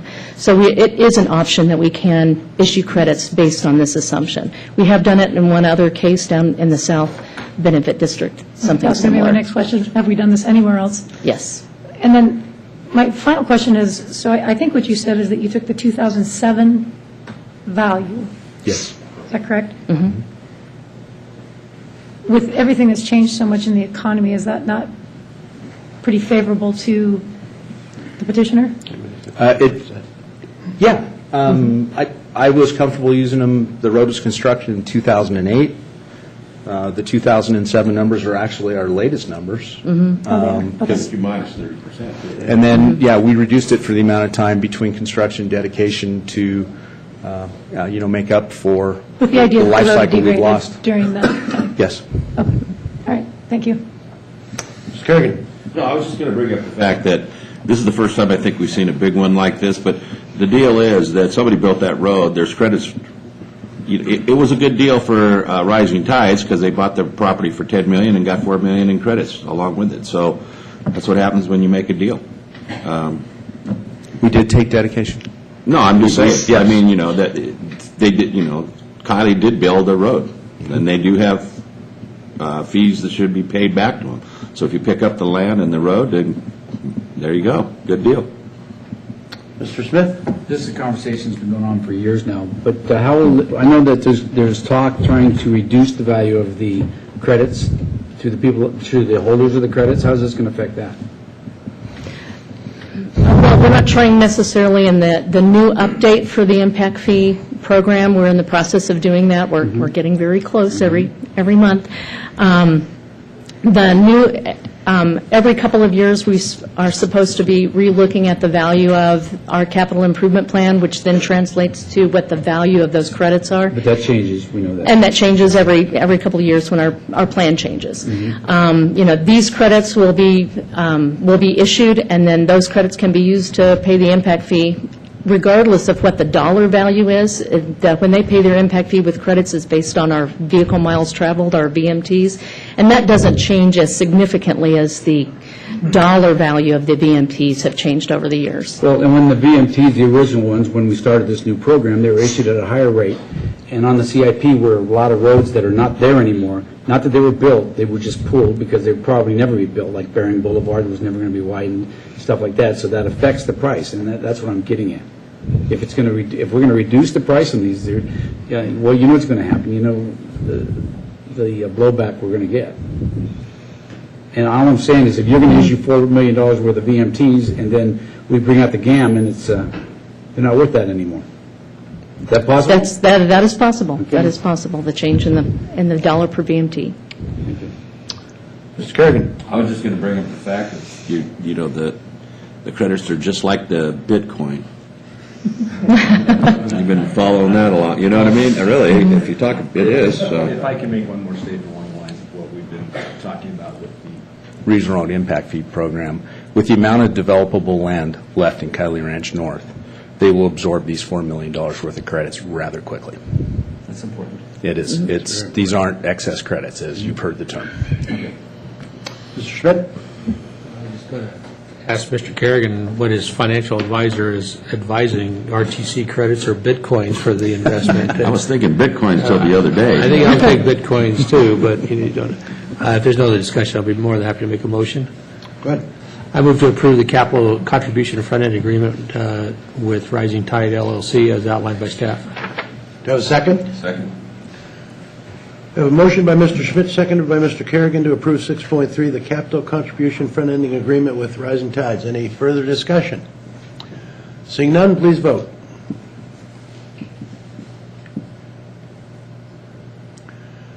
Passes 4-1. Mr. Smith is a no. Thank you. Moving on, consideration and possible approval of payment totaling $58,258 to W. Keith Menser, trustee of the Keith Menser and Edith Page Menster Family 1991 Trust. Temporary construction easement and storm drain pipeline easement. Go ahead, Andy. Yes, Mr. Mayor, members of council, again for the record, Andy Hummel, utility manager for the city of Sparks. This item before you today is consideration and possible approval of payment of $58,258 as outlined to the W. Keith Menser, trustee of the Keith Menser and Edith Page Menser Family 1991 Trust. Covers temporary and permanent easements for the North Truckee Drain Pipeline. Fairly self-explanatory there. This is in the future construction area. With acquisition of this easement, we have 2 more properties to finish out our easement acquisition. With that, open for any questions. Questions? Mr. Schmidt? Let's just follow up that. You got 2 more for Phase 3 to do, and how close? I mean, I know we talked a little bit about the one, but I mean, how close would those be done? The 2 remaining easements, we have Krug. They own 2 parcels directly adjacent to where our Phase 1 construction ends on the upstream side. And I do have a overhead exhibit if you want to bring that up. The second one is with Estes Terminals. They're directly next door to the Menser property that we're considering today. Both of those we've been working with over the past year. On the Krug parcel, Krug is right here. Phase 1 construction ends right there. Let's see if I can bring that in a little. So, Does this particular one cross Phase 1 and Phase 3? the Krug parcel? No, this... The one we're looking at today? The Metz one, yeah. Yeah, that's, the Menzer property is right here. It's on the very upstream end. We've worked with them for over a year to come to an agreement on value. And then directly next door to them is the Estes. So that's the one at Phase 2 and then going into Phase 1? All three of these are in the Phase 3, the final portion. All three are in Phase 3, Yep. final portion of Yep. it. Now, correct my getting old so I forget, our construction easement is 2 years? Construction easement is 5-year period. 5 years. So we have 5 years now to complete Phase 3. Yep. Okay. We lose that easement if we don't. We could go back and we'd basically be offering more money to continue that. Thank you. Yep. Mr. Lawson. What's our recourse if the one on the corner of Phase 3 doesn't negotiate? Eventually, if it was council's desire, we could go to condemnation there, if necessary. And we've had discussions with this landowner? Yes, we have. That has been discussed. The last issue we had with that landowner is he's got numerous leases in there. There's a truck driving school, a local contractor rents that yard. We needed information from him as to what the value of those leases were. That has been finally provided so that we can accurately value what that property is truly worth. Okay, thank you. Yep. Anyone else? Okay, looking for a motion. Mr. Smith. I move to approve the payment totaling $58,258 to W. Keith Mintzer, trustee of the Keith Mintzer and Edith Page Mintzer Family 1991 Trust. Do we have a second? Do we have a second, Mr. Schmidt? Second. Moved by Councilman Smith, seconded by Councilman Schmidt to approve 6.4 as outlined by staff. Any further discussion? Seeing none, please vote. Passes unanimously. Thank you, sir. 6.5, consideration possible direction to initiate amendments to the Title 13 and Title 15 of the Sparks Municipal Code to allow the collection of sewer connection fees. Mr. Martini. Thank you, Mr. Mayor. Members of the council, John Martini, Assistant Community Services Director. There was a little more to the title. What we're contemplating today is our ability to defer the payment of certain building permit fees. We currently collect them all at time of building permit issuance, and deferring a portion of those fees out to the time that we issue the certificate, or would be right prior to when we issue the certificate of occupancy. The Title 13 and Title 15 amendments would be relative to sanitary sewer and storm drain connection fees, and then residential construction tax fees. If the council will recall, in December, staff attended a meeting hosted by the Builders Association of Northern Nevada, along with the City of Reno, Washoe County, RTC, NV Energy, and Truckee Meadows Water Authority, in which BAN requested all of us to make consideration for deferral of a portion of the fees, the concept being from collection of fees should match with time of need and time when things actually go into service. No one's flushing their toilets until that building's occupied. Councilman Lawson was at the meeting with me. We identified to everyone in the room that staff doesn't get to do this until we've been directed by an elected. Councilman Lawson on the first meeting in December formally requested that staff take a look at this. We started our investigation in January. We had a second follow-up meeting in February where we all met together again. Each of us identified what our analysis showed. To a T, the three entities are pretty much on the same page. We certainly are not willing to defer fees for services provided up front. For us, that is our plan review fees and building inspection fees.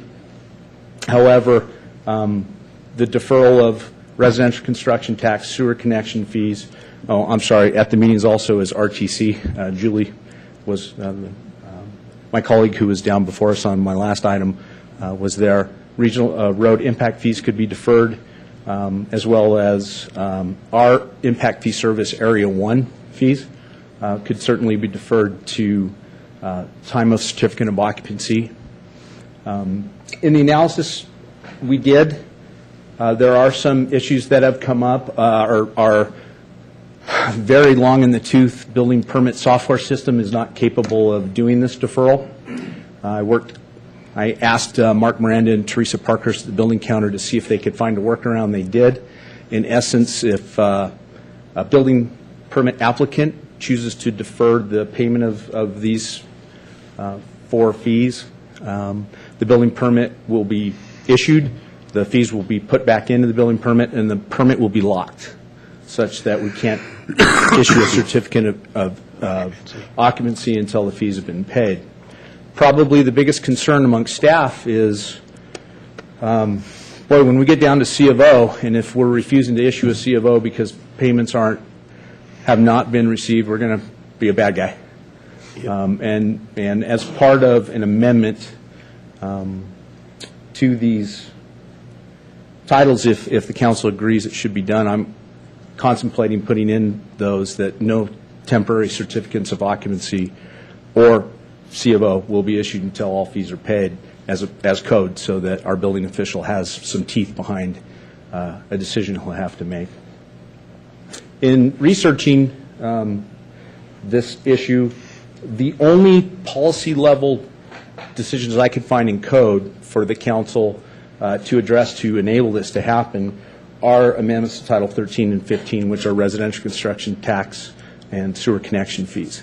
Those formally have to be amended to allow for it. Both pieces of code require that fee to be paid. Code requires right now that it be paid prior to issuance.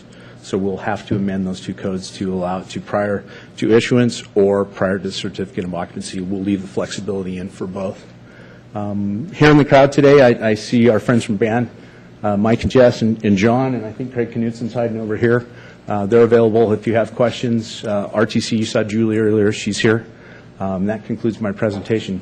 Okay. Questions, Mr. Lawson? Well, thank you, John. And at these 2 meetings that we had pretty much buy-in from everybody, RTC and everyone else, that this is not a big deal for them. There's also maybe another way, and John, we've talked about with our new software system, this will be much easier to do once, I forgot the name of it. Acela, automated? Acela. When Acela comes online, then this really becomes a very easy task. But the way it's been explained to me by the different home builders is roughly 1/3 of the cost to build a building is these impact fees. So they're carrying the weight of these impact fees during a time that they're not making any revenue. So they're paying interest on it. And, on a $60,000 house, $20,000 of it is impact fees. And those impact fees are doing nothing but sitting around until such time as they sell the house. So it makes sense to me to help them to not have to finance as much money, not, to go to the bank. I don't even know if you can go to the bank anymore and get the impact fees financed, and to make it easier for them to continue to build, that this deferral till time of C of O, or we even have thought about possibly putting it in the closing documents, so they sign off on the closing documents, we get paid, that we were always guaranteed to get paid. I think we're pretty much guaranteed to get paid anyways. So, but I encourage you guys to ask questions of the different entities. Mr. Kerrigan. Yeah, I have no problem with this as long as 2 things happen, and that is that we make it optional. In other words, if somebody wants to pay, I'm not going to turn down their money. But the other thing is what you said. I don't think we're going to be the bad guy here. Because if you don't pay your money, you're not going to get a COO. I want to make that perfectly clear. You can't do, and so there's not going to be any temporary, as far as I'm concerned. If you defer the fees, then you don't get them, a COO until you pay up. And I don't think that's unfair. Ms. Reddy. If we did any analysis of the risk, so it seems to me, if I'm understanding, that the risk would be that there would be projects that would be initiated that never came to fruition. And if we hadn't just lived through the last 6 years, we probably wouldn't even be asking that question. But is there any risk financial risk for those half-built projects. Yes. The biggest risk I see, which kind of the nightmare scenario, is a building is done, it's ready for C of O. It could potentially be commercial. It doesn't have to be residential. And for whatever reason, the builder simply doesn't have the money and is asking us, can you just let me get in? And we will have to be very adamant that there will not be a temp C of O or a C of O until these fees are paid, and we have an orphaned, completed, brand-new structure or business that can't open. That's what keeps me up at night. And so, to mitigate that, let me just repeat back what I think you said, is that we're standing firm on the fees that cost the city money, so building inspections, things that we have to do at the front end of a project. Yes. We're not deferring. We're only deferring fees that there really is no cost to the city until occupancy? If the concept is pay at the time when you're going to be using it. For instance, if you pay the sewer connection fee the day you pick up the building permit, there's 6 to 9 months there while the home's being constructed, no one's living in it, the toilet's not being used, the garbage disposal isn't on, and then you come in and pay the connection fee, it goes through escrow, it transfers, a family moves into that home, then it starts being used. That concept is real.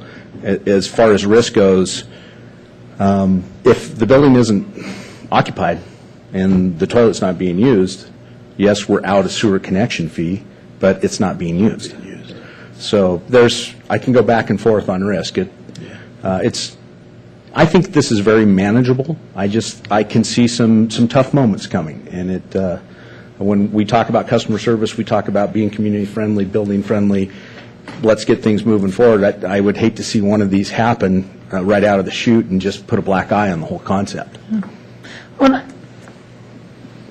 I see both sides of it as well.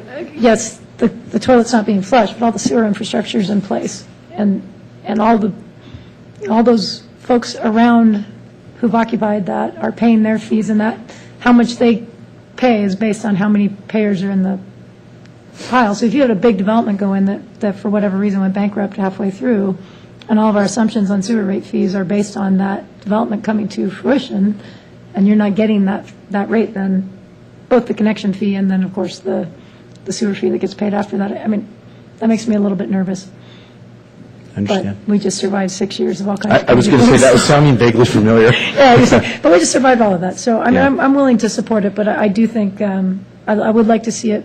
It makes me a little bit nervous when we start talking about closing documents, like, okay, now I've built this building and I've sold it, because if we go through a phase similar to the one. I have some good news there. I did a bit of research. I don't know if this is true for every case, but typically escrow will not happen until a C of O has been issued. Very typically. I've heard it from bankers. I've heard it from folks in the development community.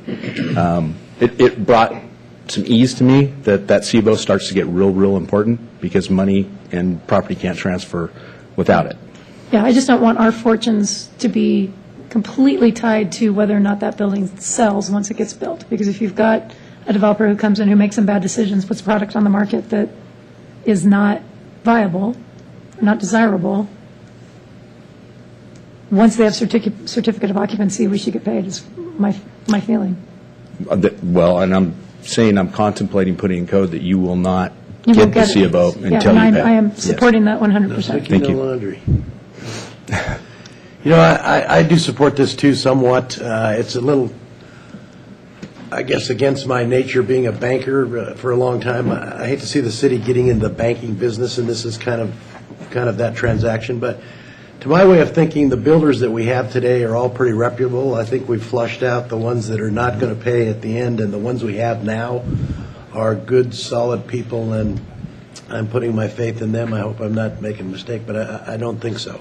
I think we're to the point where we're evened out now, and development in the future is going to be a little slower, but it's going to be stronger at the time they do it. So that's my opinion. Mr. Lawson.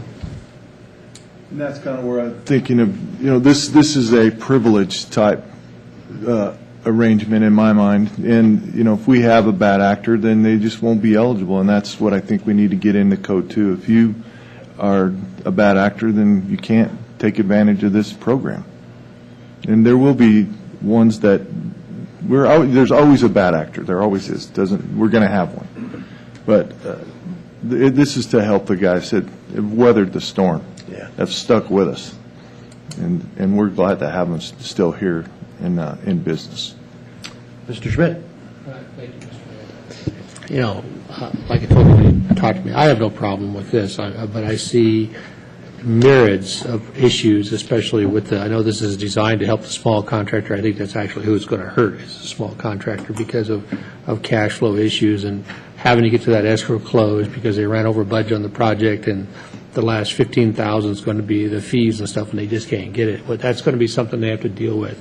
And I think it's going to be imperative that City Council, when we get that call from that developer that, hey, I want my certificate of occupancy and I need that to get my money to go ahead and do the permits, that the council is willing to say you can't do that. You got to have your permits paid before you can go to get certificate of occupancy. And so I support it, but I really don't believe this is the last we're going to hear this item. I think we're going to be seeing this in some negative ways in the future. Yeah. Mr. Ratty. I didn't mean to ask, are the other two jurisdictions moving forward on it? Reno and the county? Yes, I'm assuming so. I don't know for a fact, Councilman Ratty. The commitment made at the February meeting is that this would start to move into all of our electeds to go through the policy and procedures and any changes to code in March and April for all of this to be prepared to implement July 1 if possible. Okay. This is just a start, right?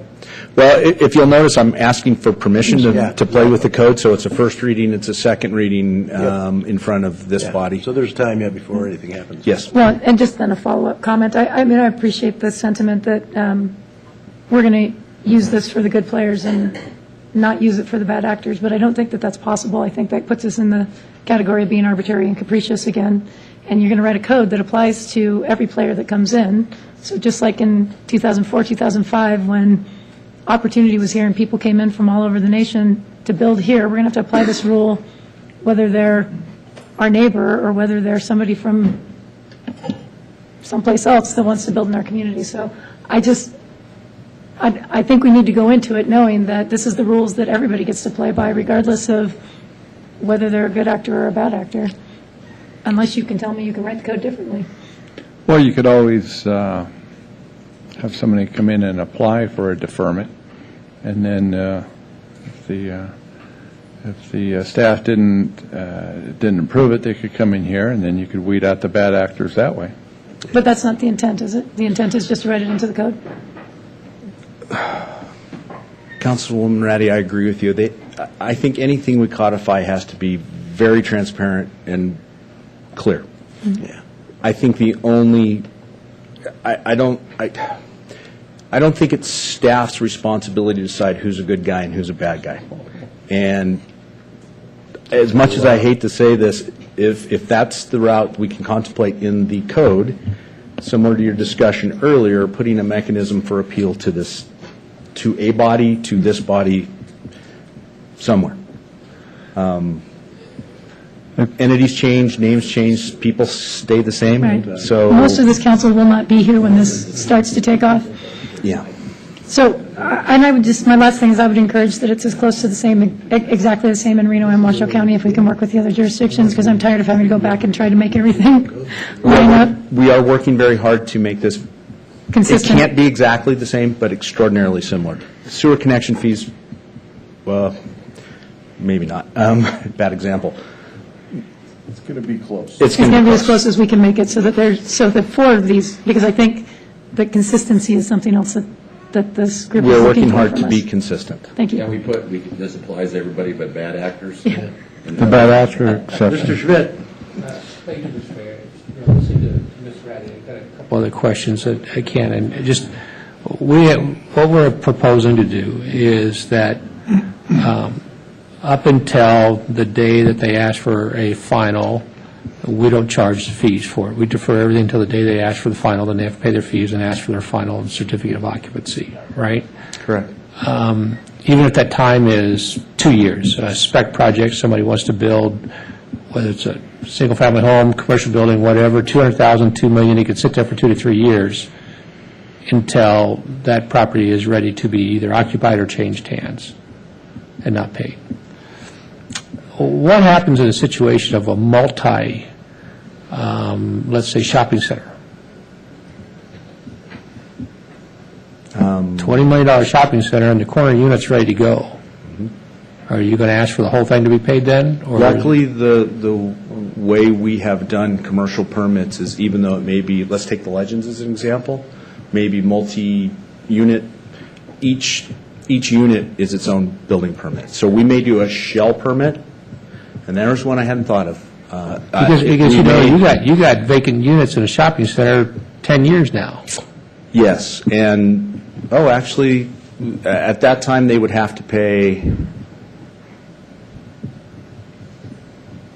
no, none of the impact fees are charged for a shell permit. It is when the tenant comes in to do the TIs, hook up the toilets, generate the traffic. But an RTC fee, that's not for the project, for the tenant improvement side of things. That's a fee due at the time building permits. We defer that off to and I'm just posing a scenario. You guys sit down and figure out that it's a little bit more complicated. I'll think that one through a little more. Okay, thanks. I'll ask Mark for kind of history of commercial. Yeah, I think there should probably maybe be X amount of months after a project's permit that they're due and payable, so they don't sit there vacant for 10 years and you're not pulling your permits for it. Okay. Mr. Lawson? I just wanted to ask Mr. Dillon if... He's under public comment, Ed. Is he under public? Yeah, well, I have a question, though, if he has the timing on Reno's hearing this and Washoe County's hearing it, because he's been following this. Let's have the last comment here by Mr. Smith, and then we'll call Mr. Dillon. All right, thank you. Screen just went black. I'll support this because in the end, we have the hammer.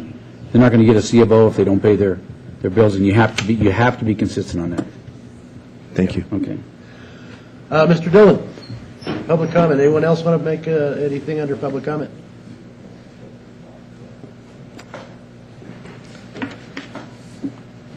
Good afternoon. Thank you, Mr. Mayor and distinguished members of the City Council. My name is Mike Dillon. I'm the Executive Director with the Builders Association Northern Nevada, and thank you for giving me an opportunity to speak. So to answer your question before I say a few words, the City of Reno is scheduled to hear this on March 26th, and I did hear that they may defer that to their first meeting in April, depending on the way the calendar works out.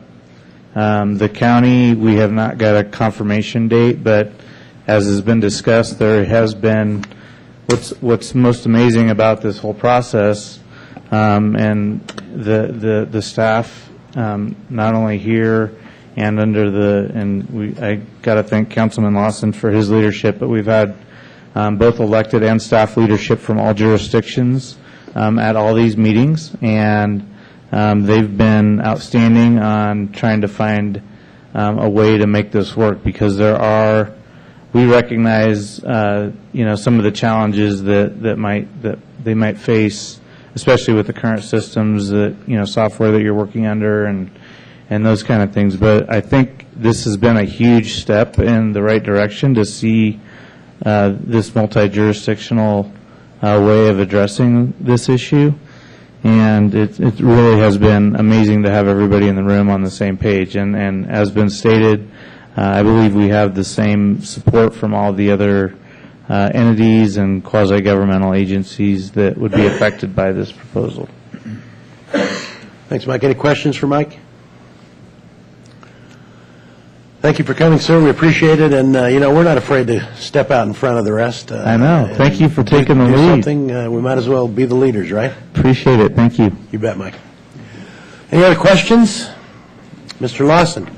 I'll make a motion if there's no other comments. Please, before we forget about what the agenda item is about. I move to direct the city manager to prepare and bring forward to the city council consideration amendments to titles 13 and 15 of the Sparks Municipal Code to allow the collection of sewer connection fees and residential construction tax to be deferred from building permit issuance to prior to issuance of a certificate of occupancy. Do you have a second, Mr. Schmidt? Second. Moved by Councilman Lawson, seconded by Councilman Schmidt to approve Agenda Item 6.5. Any further discussion? Seeing none, please vote. Passed unanimously. Thanks, John. Appreciate it. Move into public hearings. Public hearing and possible approval of Resolution Number 3253, approving the sale by the redevelopment agency of the City of Sparks of 10.2-acre parcel located on Marina Gateway Drive between East Prater Way and Lincoln Way. Armando. Mayor Martini, members of City Council, I am Armando Ornelas, City Planner.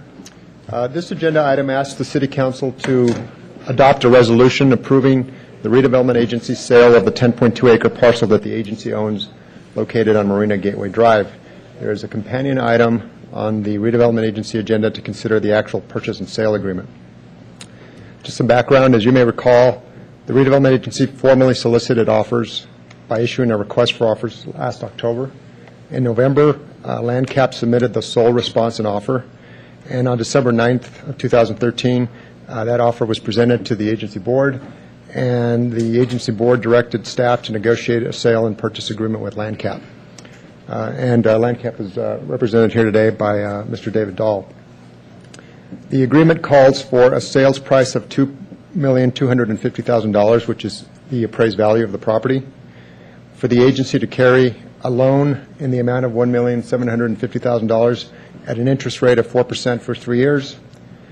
In addition, payments totaling $500,000, and this is specifically $100,000 in deposit that would be made by the end of the due diligence period, plus an additional $400,000 at closing. In addition to those payments, LandCap would make 6 semi-annual principal reduction payments of $150,000, so that would be a total of $900,000. And then at the end of the 3-year period, there would be a balloon payment in the amount of $850,000. LandCap would be making monthly interest payments. So, whatever the outstanding amount of the loan would be, each month they would write a check for the interest due on that amount. As you may recall, the original offer from LandCap was different, and the direction we got from the agency board was to go negotiate a purchase and sale agreement. And we had a direction from the city manager to see, in part because of trying to address, or to a significant extent because of trying to address some of the general fund issues, because it was contemplated the general fund would have to make a portion of the payment on the agency's debt, and so the idea was to try to reduce that in the next couple of years. So the goal here, in terms of the discussions we had with LandCap, was to try to get essentially more cash sooner. Okay, so the terms, these terms differ from the terms of the original offer in basically 3 ways. Basically, LandCap said, in exchange for giving you more money sooner, we'd like a reduction in the purchase price from $2.4 million to $2,250,000. And that basically then results in the amount to be carried to be reduced from $1.9 million to $1.75 million. The interest rate was reduced from 4% to 4% from 6%. And then, again, there was this, on the flip side, if you will, LandCap is making those 6 principal reduction payments of $150,000 each. LandCap is looking, in terms of the potential use of the property, at a variety of residential uses, multifamily and/or single family. They have, as of last month, closed on the purchase of the 9.7-acre parcel that's directly to the south of our parcel.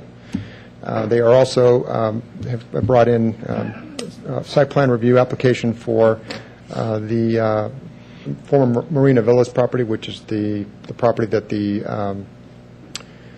parking garage sits on, adjacent to the lake. So they are looking to make some significant investments in this marina district of redevelopment area 2.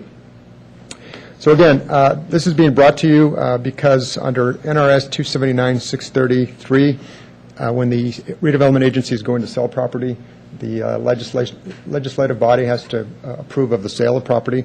The City Council is the legislative body in this case, and so before the redevelopment agency board can consider the purchase and sale agreement, you would need to approve that sale by resolution, and that has to occur after notice and a public hearing. So this would be the public hearing, and the notice was published in the Reno Gazette-Journal on February 28th of this year. So I can go into the sort of the next steps if you'd like, in terms of if the agreement is approved today. I can do that now, or I can do that on the agency board's agenda, whatever your preference is. Questions, Mr. Smith? Just one question. After they make the bi-month or bi-yearly payments of $150? Yeah, and then they'll have a balance of $815,000? Yeah, it's $850,000 would be the balloon payment amount. Okay, so anytime during that period, if they decide they cannot use the land, do we owe them that money back, or is that lost money? No, once they have closed on the sale of the property, and any subsequent payments that are made would be the agency. So Okay. basically, Thank we, you. as a lender, we're entitled to that. Okay, thank you. Ms. Ratty? And if they're unable to make their payments, what happens? Well, we would essentially have to foreclose on the property. And we have tried to, in the purchase and sale agreements and the promissory note and the deed of trust, to pave the way for that. And we have also tried to minimize any encumbrances on the property that would complicate that foreclosure process. Thank you. Any other questions? Okay, this is a public hearing, so I'll open the public hearing. Anyone in the audience like to speak to this particular item? Mr. Dahl, did you have something you want to say? Just state your name for the record, David, and then when you're done, just please fill out one of our comment cards. David Dahl, 1199 Harbor Cove Drive, Sparks, Nevada. I'm just here to answer any questions you may have for me. The staff report was extensive, and I can say on the issue of whether you can foreclose and get the property back if it's not paid. Let me say that the attorney you hired to draft this document was zealous. And so I think you're in pretty good shape. Questions? Anyone have a question for Mr. Dahl? Okay. Thanks, David. Appreciate it. Anyone else want to comment? Okay, we'll close the comment period and bring it back to council for action. Mr. Schmidt? I just want to go and follow up on that last question as I'm thinking about this. What could ever get in the way of us foreclosing on this property? Well, as I pointed out to Mr. Dahl during our discussions, if you start construction and you have partially constructed improvements on the property, that can complicate the not so much foreclosure, but certainly encumber the subsequent resale of the property.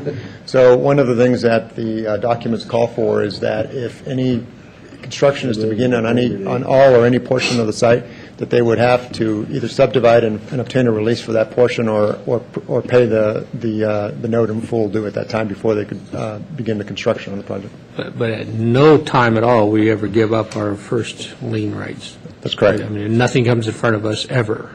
That's correct. Okay, thank you. Mr. Smith? Ready to make a motion? Go for it.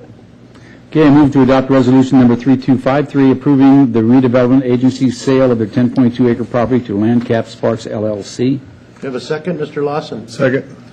Moved by Councilman Smith, seconded by Councilman Lawson to approve item 7.1, resolution number 3253. Any further discussion? Seeing none, please vote. Passed unanimously. Thank you. Let's move on to 8.1, consideration possible action to amend the master plan from Industrial I to Tourist Commercial TC on site approximately 10.5 acres located at 1795, 1817, 1819, 1845, and 1865 Glendale Avenue. Mr. Heaney, you probably thought we'd never get to this, did you? Well, I left a few times. Okay. All right, go ahead, Armando.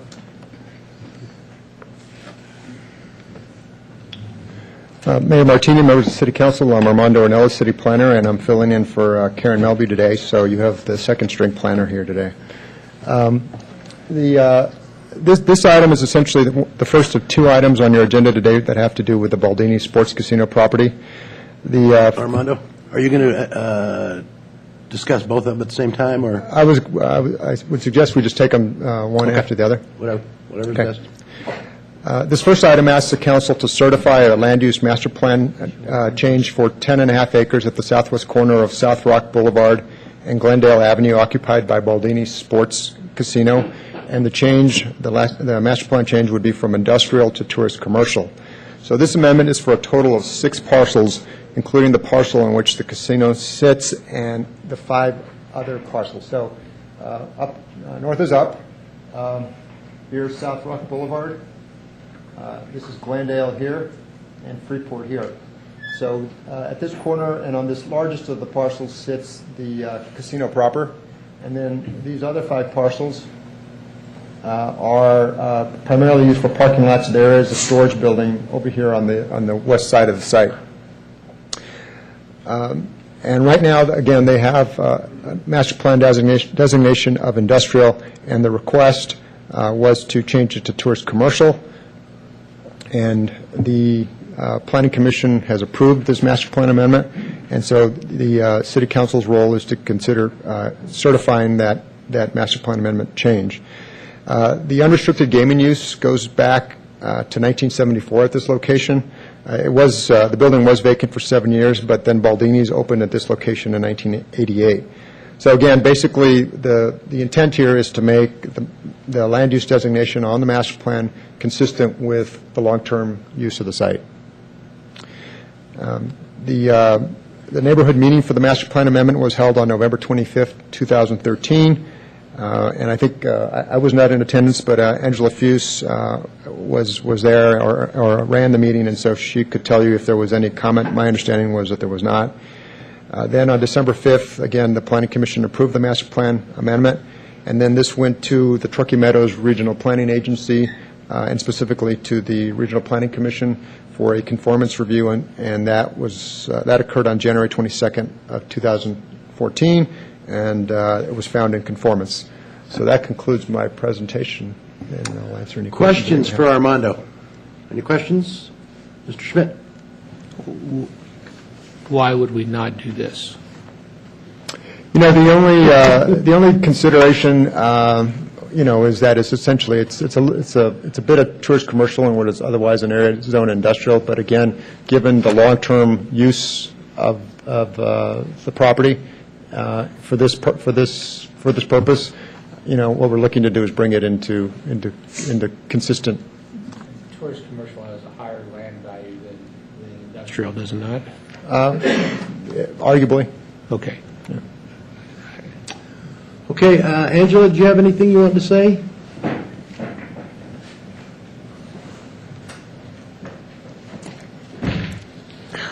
Good afternoon, Council. For the record, Angela Foose with CFA representing the applicant. Just maybe a follow-up. We did hold a neighborhood meeting back in November. We had one person show up, and that was a staff member from the airport who was there just more for observation.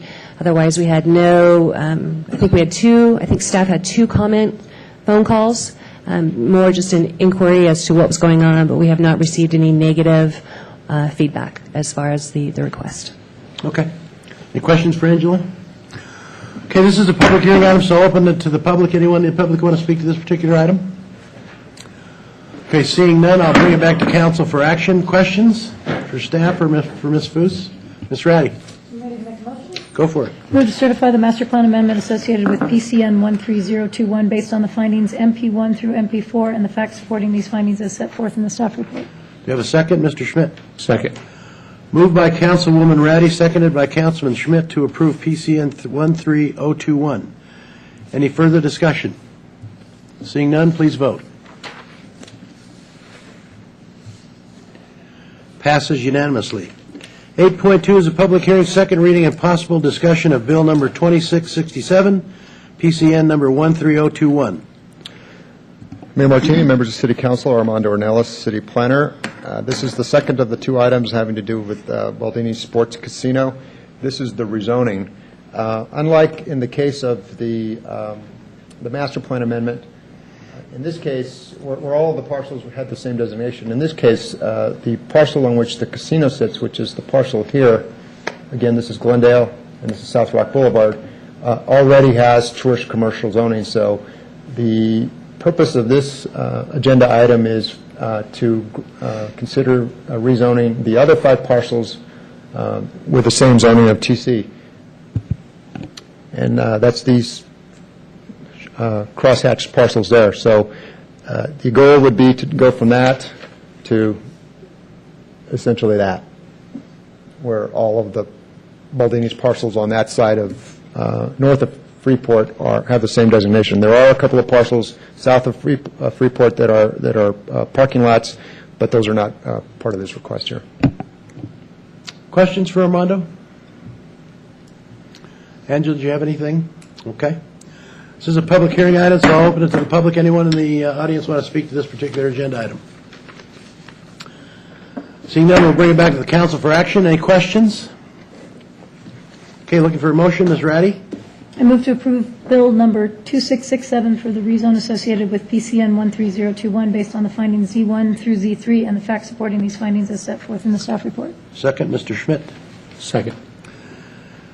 Moved by Councilwoman Ratty, seconded by Councilman Schmidt to approve 8.2. Any further discussion? PCN 13021. Any further discussion? Seeing none, please vote. Seeing none, please vote. All in favor, say aye. Aye. Opposed?